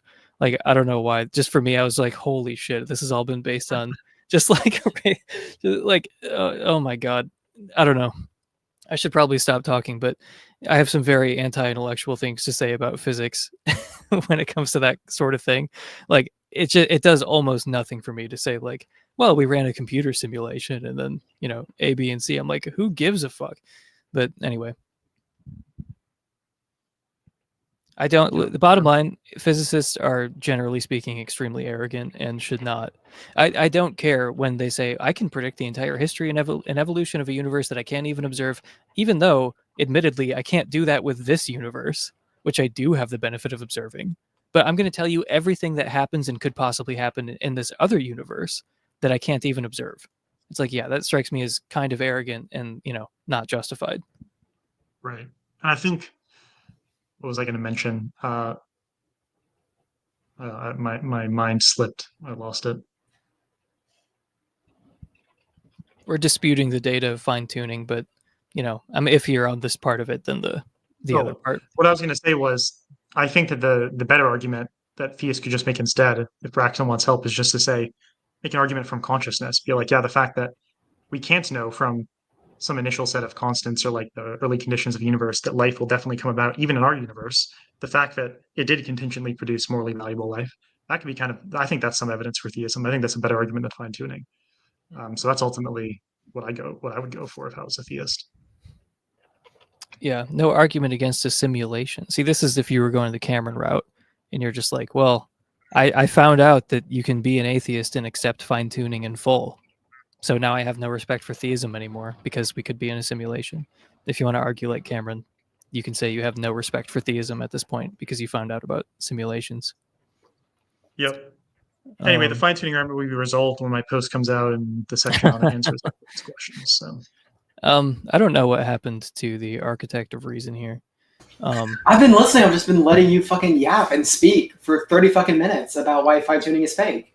Do you have anything to say about fine tuning, or is this too analytic and too real for you? It's not like continental and fake enough. It's too simple-minded and straightforward for my non-linear intellect. But I like the electrons in love argument probably the best. To me, it seems obvious that there are so many. There's just such a rich variety of valuable states that can be instantiated, right? And so it seems that okay, so even if we grant that like this kind of like complex carbon-based life couldn't arise in this kind of universe, right? Even if we do grant that, it seems obvious. Well, there are other sorts of good like positively axiologically valent. So are you happy now? Is that analytical enough for you, Emerson? Positively axiologically valent states that could still arise right through. I'm almost there. I'm almost there. Keep going. Well, that seems obvious to me, right? And in addition, I am sympathetic to maybe some sort of idealism, right? And so maybe there's some guarantee that certain agents will come about. They'll just be different kinds of agents, whatever, right? So I am I'd probably adopt a different version of the value selection hypothesis than the one that you accept, but I still am lenient to something like that. I do think the universe or fundamental reality is responsive to sort of like moral considerations or first personal properties, right? I don't think it's totally indifferent or demarcated from the sort of, world of sort of rich value that we tend to inhabit, right? As like human beings, I think it is sort of like connected with that. I think it's responsive in that way. So because of that, yeah, I see no reason to, accept the premise that, yeah, okay, so there's only this like particular way the universe can be structured, right? It's incredibly unlikely. And if it was any different, nothing else could be actualized that is valuable, right? That just seems, with my other metaphysical priors, that's just not plausible at all. So it doesn't really get off the ground for me for those reasons. Yeah, the electrons in love argument is great. Like, especially if you're already predisposed to like the psychophysical harmony argument, which I do, where it's like, oh, psychophysical harmony is fantastic evidence for theism, and if not theism, at least value selection. And it's like, okay, well, that kind of implies that the laws can vary. Extremely qualified statement, but it kind of implies that the laws can vary. And it's like, well, if the laws can vary, if God has the power to vary the laws, then that means the electrons in love scenario is possible. Like God could bring that about. And then once again, you're asking like, why did God have to fine tune anything? So yeah, I think the electrons in love response is, even more powerful against the people who, like me, who are predisposed to like psychophysical harmony. Yeah. And it's like, in general, it seems like a lot of the analytic Bayesian arguments for theism, like from usually Christians, just a lot of the time they sort of like, hinge on a sort of failure of imagination, right? Where, you'll hear them say things like, oh, we'd expect, I'm not going to say the name of the argument or the name of the person who makes the argument, but there is a certain argument about the number of people that exist, and it hinges on this idea that, okay, well, people are good, so God wants to create people, and it's just like, you're willing to say that, right? You feel confident enough to say that, right? It seems to me there's so many like dimensions in which I could imagine it being like, oh, God would have this reason not to create people, right? Or it'd actually have a reason to create different agents, right? But I guess I just have this sort of like skepticism about like our ability to sort of like make these sort of like inferences about what we'd expect in a certain like metaphysical hypotheses. That just like is so so obvious to me, right? That we can't like make those kinds of conclusions. That when somebody will say, oh, well, this thing is good, God is good, so we'd want to create this thing. It's just like, no, that isn't true, right? And so a lot of these kind of Bayesian arguments seem very, very weak to me. And so, yeah, I think some sort of more like generic like value selection hypothesis for that like reason where, even if we stipulate that God exists, I think it's, so I don't know like how exactly he fleshes it out, but there's one philosopher who debated William Lane Craig, and he sort of brought up this problem like divine psychology, right? And how using this sort of like, this sort of net reason why none of Craig's arguments work, because like we need to do some like divine psychoanalyzing, right? In terms of God's intentions. And so the way he characterizes it might be kind of, might not work. But I think in generally this problem that, look, in order to think about God in this way, you're going to suppose that you need to have like more access to his cognitive states than you actually have. You're going to have like both the sort of like Platonic knowledge about what's objectively good or not, and the sort of practical concerns about what can be actualized or not. And then on top of that, God's intentions. There's just so many ways in which like those kind of inferences kind of just fall flat for me. So that's in general, like I just, even if like some of these premises work, even if I want to grant some of them, right?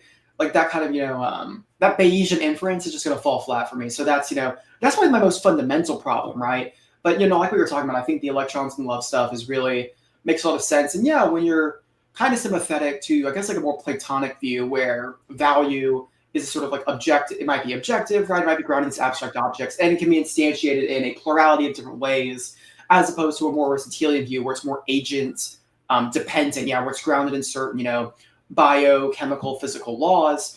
If you're more sympathetic to that view, this sort of like plurality of actualization or realization of these positively axiologically valent states, then yeah, it seems like fine-tuning doesn't really get off the ground. And I still don't think psychophysical harmony works, because I'm not an epiphenomenalist, but I see how that sort of motivation could like, push you towards liking the electrons and love response. I actually already conclusively debunked psychophysical harmony on Naturalism Next, soon to be revised edition in the new post as well. Oh, you're addressing it in the atheism post? Yeah, I'm revising. It's going to be basically the same post as before, but I'm revising all the sections I wrote to make them better. Yeah, no, Oh, the right, right. yeah, the combined forces of Sebastian, Lucas, and Joseph. I mean, mostly just Joseph, but you guys did great too. But yeah, no, that was a fantastic post. I was really impressed by it. Truth Teller was in there too. I think he did the revenge problem section. But you see, Yeah. now I feel even worse because I joked about Sebastian and Lucas's contributions not being good, and I totally forgot about Ledouche. But no, everybody did great on that post. But yeah, I thought it was, I think it was the nail in the coffin for theism. I think theism is anti-mind, anti-life, and anti-reality. So true. I've never heard anything was gonna- truer in my life, honestly. One thing I was going to mention is that you brought up, Valerie, is one of the things I most hate in like Bayesian arguments is for theism is when we have this form of inference pattern. X is good, X exists, therefore X is predicted on theism. And that's all they say. It's like this is a good thing, and so we'd expect it on theism, as if theism doesn't make a lot more specific predictions or like, you know, theism is such an extreme hypothesis. It's like positing unlimited goodness. You can't just identify a feature and say, well, this has this one good property, therefore we'd expect it on theism. Like you have to think carefully about what principle you use to predict what God would do. Very difficult question. You can't just say something's good and just assume that therefore it's expected on theism. And I keep seeing this being done over and over again in like analytic philosophy of religion papers with no further thought. And it's really irritating.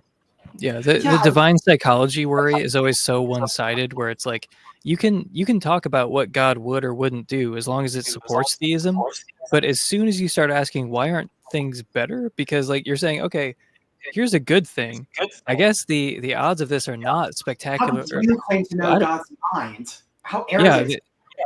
suddenly they become, oh, it's so mysterious. Like as soon as you start asking any kind of question about like why aren't things better or why are there bad things, then you're a fucking idiot for asking that kind of question. But it's just so obvious that every good thing is evidence for theism. Yeah, and to be clear, I'm not a skeptical theist. Like I think we can tease out predictions about what God would do, but I just think that you have to be a lot more careful than just saying this thing is good. You have to come up with a more principled reason for why we should expect a certain class of features and lay that out more explicitly.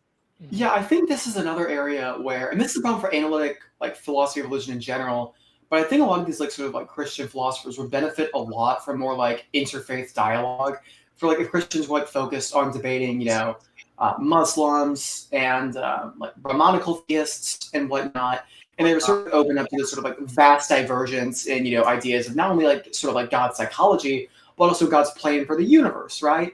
That would actually put more philosophical pressure on them, I think, to think about this more clearly, right? And actually give reasons in that, oh, God would want this to happen, God would not want that to happen, right? So yeah, like the kind of arguments for example, expecting the incarnation under Christianity, right? Like those are like seem a lot weaker when you have these like other models of, for example, divine avatars in Shaiva Hinduism, right? That aren't exactly incarnations, but there's something like it, right? Then like the Christians can have more pressure to actually think about that more clearly and have a more robust sort of like argument there. And so yeah, I think that sort of dialogue would be, I think that's something that's really lacking in a lot of analytic phil-rel circles. And I think that would like put a lot more pressure on these like Bayesian theists to think about those issues in more depth. So that's another thing that I think would be really important. And plus all those other religions are more plausible anyways, but that's a different conversation. But true. By the way, Raph, to answer your question, are there theists who turn into skeptical theists only when the PoE is brought up, while not arguing for stuff like fine tuning? Absolutely. Literally all of them. Sometimes. They do it all the time. I've seen Cameron do it, Harry do it. Yep, it's all very selective. Very selective radical skepticism. So we're coming to the end here now that we've answered these 5 questions. Like I said, we've participated in the content human centipede of apologetics and atheist YouTube.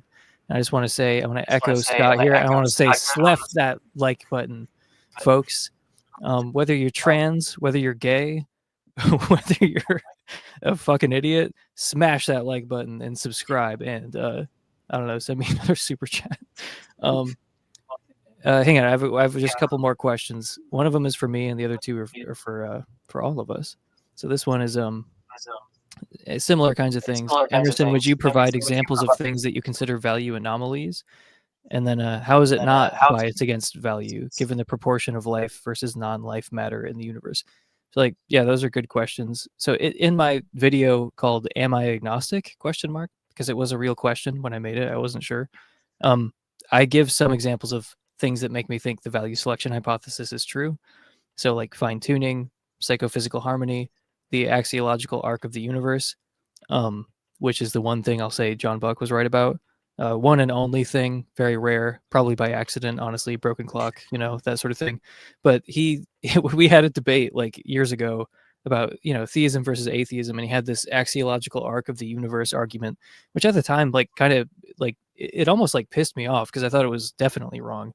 And then I don't know, I've just softened on it so much, like as time has gone on, and it's like, yeah, there's a generally positive, axiological trajectory of the universe. There actually is. So I've come around in that argument. You can see like John Buck presented it in our debate that we had a few years ago, and that's just like one thing. Other than that, psychophysical harmony, fine tuning, moral knowledge, stuff like that. And there's something Thomas Nagel talks about. This is actually probably a better example of what Joe Blow's question is, like just straight up anomalies, which is the speed at which life emerged on Earth is just completely baffling on the hypothesis of indifference. So this is something that Thomas Nagel talks about in Mind and Cosmos, and I didn't know what to do with it for like years, and then eventually I just said, I guess this is part of the case for value selection, even though I haven't heard it referenced other than by Nagel. But basically, just as soon as it was possible for life to emerge on Earth, it did. And that's really fucking weird if you think the universe is just totally indifferent to life, because it seems so improbable. But when we started trying to make estimates about how long life has existed on Earth and how long the Earth has existed, it's like, okay, the Earth is 4.5, almost 4.6 billion years old. Life is it took like 1 billion years for life to emerge on Earth. 1 billion years, that's a deep time. Like you can, like, really improbable things can happen in 1 billion years. But the thing is, like, that time has just been like shrinking as the estimates go on. Like, life is older than we previously expected. And then on top of that, it's not like life was even capable of forming in the first few 100 million years at least, because everything was so irradiated. It wasn't possible. Like, you and I couldn't survive on the early Earth. Like, nothing could survive on the early Earth. So that's what I mean when I say pretty much as soon as it was possible for life to exist, it springs into existence. That's super fucking weird. So it's not surprising on like a natural teleological view where there's this tendency towards life and that sort of thing. I take Scott's point that, like, most of the universe is just like empty and dead. But I just find it really odd that life formed pretty much as soon as it was possible for it to form. And it didn't take like 1 billion years of deep time for this, really improbable event of abiogenesis to occur. But I do have like an old video about abiogenesis that is still relevant, where I kind of mentioned the Nagel thing at like the very end, because back then I was not convinced of it at all. But I thought, oh, this is maybe like a safety net or something. And now I'm like a little more convinced of it. So you guys don't have to, well, you can say something if you want to, but there's another question if you want to move on. I was just going to say, I don't know why you talk about abiogenesis when the Discovery Institute has already thoroughly refuted it. It seems like you're kind of wasting your time. Yeah, well, I endorse I endorse everything the Discovery Institute has said. That's kind of why I'm saying what I'm saying now. Honestly, I don't think intelligent design, I don't think those guys are that retarded, honestly. I think some of them are kind of interesting, but by and large, it is a completely retarded movement. But yeah, by and large. I mean, August gave me an article. I wish I could remember who wrote it. He sent me something a while ago that like distinguished between the positive and negative arguments of intelligent design proponents. The positive arguments are retarded. The negative arguments, they're not bad. They just they point to things that are genuine puzzles, on like the whatever you want to call it, the neo-Darwinian paradigm. It doesn't matter what you call it. Just I hate calling it that. Like that's that's a call. Like that's like the best phrase, but it's like it makes you sound like you're like Frank Turek. It doesn't. Whatever. It doesn't. The point is, they occasionally stumble on some good critiques of like the dominant secular paradigm, which secular people can give you who are not intelligent design proponents. They'll tell you something similar. And it's like, so they take those genuine critiques and they're like, oh, that's where God steps in. That's how God fits into this picture. But the thing is, like, just because they say that doesn't mean that the negative critique is wrong. You know what I mean? Like, you can identify a genuine gap in our knowledge and say like, yeah, we don't understand this. And they go, that's where God steps in. That's like the positive part of it. but they could still be right about the negative part of it. So like that's kind of what Thomas Nagel was getting at in Parts of Mind and Cosmos, is like, look, these intelligent design people, he's not like full-throatedly defending them. It's just like, look, some of their negative critiques are not dumb. They are highlighting actual problems. Okay, their positive arguments are dumb, but the negative side of it is not dumb. So anyway, thanks to August for giving me that paper that I think it was an atheist. I can't remember his name, who wrote a paper like kind of distinguishing those two stages of their arguments.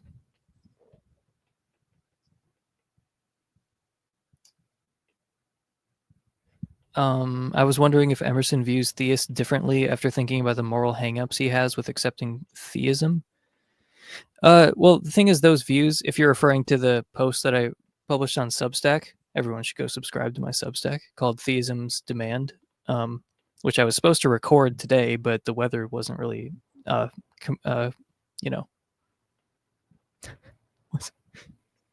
cooperating. Sorry, couldn't remember that word. Anyway, no, it hasn't changed how I view theists, because these are not new views. It's just views that I had a hard time articulating. But I have felt this way for a long time, where it's like there's something kind of morally suspect about theodicy and all that. And you're sort of doing something that is morally questionable at best when you're doing what Richard Swinburne does. I mean, he's kind of a comical example of it, because he's saying like, he's trying to justify why there were like nuclear bombs dropped and stuff. Very funny. Anyway, no, it hasn't really changed, because this is not a new view of mine. It just took a long time for me to actually like find a way of articulating it. But as we're winding down here, I just have one question for you. Chalmers thinks there's a 20% chance we live in a simulation. What percentage would you guys give it? I don't really know how to answer that question, because I haven't thought carefully enough about all the different versions of simulation hypotheses. I'm only familiar with like that Bostrom arguments, where if there's one base universe, then it's really probable that there'll be lots of, sorry if there's beeping in the background, I'll go over it in a second. There's that argument that if there's one base universe, then there's going to be many more simulated universes than base universes, so it's more likely that we'd be in a simulated universe. I just haven't really thought carefully enough about the assumptions it requires. I don't want to like opt out, but I just don't really know how to assign a chance to it when I haven't thought enough about it. I certainly would assign a much far higher credence than like theism, but that's about all I can tell you. What do you think, Emerson? I have no idea. 20% seems way high to me. I don't know. I mean, I haven't read his book, so I don't know how he gets there. But yeah, I think I'd have to read like the book to know. Yeah, I don't know. I mean, like intuitively, I wouldn't be that high. It wouldn't be like marginal the way I assign certain like really implausible stuff like theism marginal probabilities. Like it seems like it is a possibility, even if it's a scant possibility. But I don't know. I feel like it gets into complicated questions about what simulations are and how to know if you're in a simulation, what we'd expect if there's a simulation. Just stated like barely, like in the sense, we're in a simulated universe, and they're not specifying anything about what the nature of our simulators are or what the nature of the simulation is. It's hard for me to really like think about how to assign that a probability, because I just don't know what it would predict exactly. Yeah, it almost seems like there are so many complications, like things that could interrupt your ability to simulate conscious beings like us. I do think it's possible. Like, I think non-physicalists are generally totally confused on this question, where they think that like, oh, well, all you have to do is not be a physicalist, and then this rules it out. It's like, no, that's completely wrong. It's like obviously wrong. Like you could totally accept non-physicalism and then still think we're in a simulation. So physicalism doesn't settle it, or I mean, doesn't really help anything. Like simulation is compatible with any theory of consciousness, of the metaphysics of consciousness. But yeah, I haven't read Chalmers' book, so I have no clue why he gives it a 1 in 5 chance. That seems insanely high to me. But it's just really hard to say why. I mean, it just seems so unlikely that someone would be able to manipulate the laws of nature such that you end up with conscious creatures like us in a simulation, in someone's garage. I don't know. There's just I really can't justify it. There's just like this prima facie implausibility of it, where I'm like, no, there has to be some overwhelming argument, for believing something like that. And I don't see what the overwhelming argument is. It just Appeal to seems, yeah, incredulity. it is. It's an appeal to incredulity fallacy. Yeah, Yeah. less than 20%. That's where I come down. Way, way less than 20%. Yeah, it depends on how I want to think about like the possibility of like being in a simulation in the first place. Because if I want to, if I'm interested in like a more kind of like, I guess like Wittgensteinian or sort of like ordinary language influenced meta philosophy, I would just sort of cast down like the coherence in general. Like, does it even make sense to ask that question in the first place, right? Yes, it And does. no, it doesn't actually. I need to take your words and lead them back home because you're talking gibberish right now. Your mind has been rotted by philosophy. I'm like your therapist. And so I am sympathetic to this kind of meta-philosophical questions, like Putnam's response to Brain in a Vat based on his sort of reference externalism, right? Things like that. I am sympathetic to these kind of, approaches that kind of diffuse them in general. So the question like no longer even makes sense. But rejecting that, right?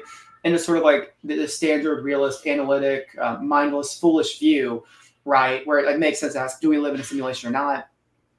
I would just, I'd say I'm pretty certain we don't, mostly for kind of like, fallibilist, intuitive reasons that it just seems wrong, right?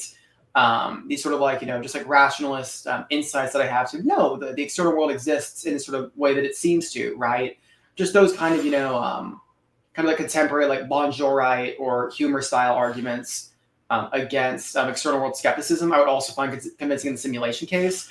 And then there's the questions that you brought up, Emerson, about the actual feasibility of, well, of course, John Buck thinks this, but the general feasibility of actual like digitizing the world in such a way in a simulation, I think those are reasonable. But in general, I just, fall back on, these sort of, like rational insights or rational intuitions I think we have because I understand epistemology, right? And use those to kind of discredit simulation theory in the same way I would any sort of external world skepticism. So that's my take, at least. Yeah, Putnam's argument is like so unconvincing, but it's so hard to see where it actually goes wrong. Where it's like even just asking the question about being a brain in a vat is like, no, you couldn't possibly be a brain in a vat. I remember asking Joseph, because he's a big Putnam guy. I'm like, do you actually find this convincing? Like, you think you're definitely not a brain in a vat because of this argument? And he's like, yeah, I think it's a good argument. And like Putnam said the same thing, where he's like, it took me a long time to think this was a good argument, but like, I think it's a good argument. And he said that in the book. He said like, this is an argument that I thought was correct for a long time, but I didn't really feel it, right? That it's like, yeah, this seems right, but I guess the proper way to read Putnam, and like he's pretty explicit about this in his later works, like Words in Life, which is a phenomenal collection of essays. I've told you to read it a million times. You won't read it because you don't read. I read one chapter of Putnam because Joseph told me to, but I will not read it on your recommendation. You see, this just number one shows like how non-affirming the Emerson community is, and how hateful his vile heart is, and two, how dumb he is. But anyway, so even in like later Putnam, he emphasized that what I want to do is sort of diffuse these philosophical worries. I'm not giving you like a metaphysical justification. What I'm doing is trying to just like get you to a point where you don't even think this question makes sense, right? So it's very Wittgensteinian in that way. And so, I guess like when you realize the argument works, it's not supposed to be, oh, I find these premises convincing. And so I think as a matter of fact, I don't live in, I'm not a brain in the vat. I think what it's supposed to do is sort of get you to the point where it's like, when I really internalize these sort of, points, I don't even know what it would mean for me to be a brain in the vat anymore, right? It just sort of like fades away as a possibility, right? And I think that kind of like therapeutic reading a la Wittgenstein is probably close to what later Putnam was getting at. But I don't know. So when you watch The Matrix, when you and Hillary Putnam sit down to watch The Matrix, do your brains just like short circuit and then you just seizure until the end of the movie? I mean, it's in the same way where, so if you think there are certain philosophical possibilities that when you ponder them don't really make sense, right? But you could conceive of them being depicted in fictional stories. It seems like there's like lots of examples of that, right? But I think we could say that, when the film's depicting that, they're not really depicting what it seems them to be depicting, right? For example, whether or not zombies are conceivable. I think there are plenty of cases where you can think something's conceivable, but it's really not, right? And I think that's what's going on in The Matrix. Because like The Matrix obviously doesn't have... Ooh, don't spread your propaganda on this channel. I think something's conceivable, but it's not. Oh, yeah, no, you can tell me you're mistaken about that, right? If you just don't really know what you're conceiving, if you like don't really grasp the concept. Well, yeah, if you don't grasp the nature of the things involved, then your conceiving doesn't really matter much. But I'm saying never mind. We don't have to go into the zombie stuff. I'm just saying if you grasp the nature, that's a different conversation. Which one of you has screaming babies in the background? I just want to say, Scott, actually, I have two beautiful baby sisters, 1 and 2 years of age, and they are They're beautiful. They're having a great time in the living room. And I think it's honestly disgusting that you hate children so much. Hostages. That's not true. That's not true. That's not true, man. Yes. He's trying to get out of his basement. Okay, so this is a All good right, question. I have to go in a second. You go mean to. That's keep fine. going. We are like seconds away from finishing, so we can catch up Okay. later. So this is actually one of the main reasons why I don't believe in the simulation. What could we possibly observe that would be inconsistent with a simulated reality? Well, like the fact that you couldn't observe anything that would be inconsistent with it, that's a really great reason to not believe it. So I think I covered this in the argument from scale video, but it's come up in so many videos. Like it's kind of this, complementarity of evidence or symmetry of evidence. Like if X is evidence for H1 over H2, then not X is evidence for H2 over H1. And the reason the reason the simulation theory is such a bad theory is because there's basically nothing you could observe that would go against it, but consequently, there's basically nothing you could observe that would be evidence for it. So yeah, there's not really much evidence against it. There maybe couldn't be evidence against it, but by the same token, there's no evidence for it, and there couldn't be. So, something approximating that I think is true. So that's part of why I look kind of incredulously at the simulation stuff, because there's nothing that you could observe that would be inconsistent with it. And that's not just like, you don't have to buy into unfalsifiability as this really important, theoretical virtue or something like that. Like you can just be a standard Bayesian, and this is a massive problem for the simulation hypothesis. But yeah, I think we are going to have to end it there. Thank you everybody for watching. Thanks to Sebastian. Naturalism Next. Don't forget to subscribe to Naturalism Next. Yeah, subscribe to my Substack. Smash that like button. What else do you do? Watch all my videos. Put them on repeat. Play the ads so I get the money. And just fall asleep to me being right about things. Just play my podcast 24/7 all the time, every day. Show your friends, show your family, go to the nursing home, show it to old people. Just never stop evangelizing about my podcast. All right, hit the bell. Do all the things. And yeah, watch the backlog. Peace. Have a nice night.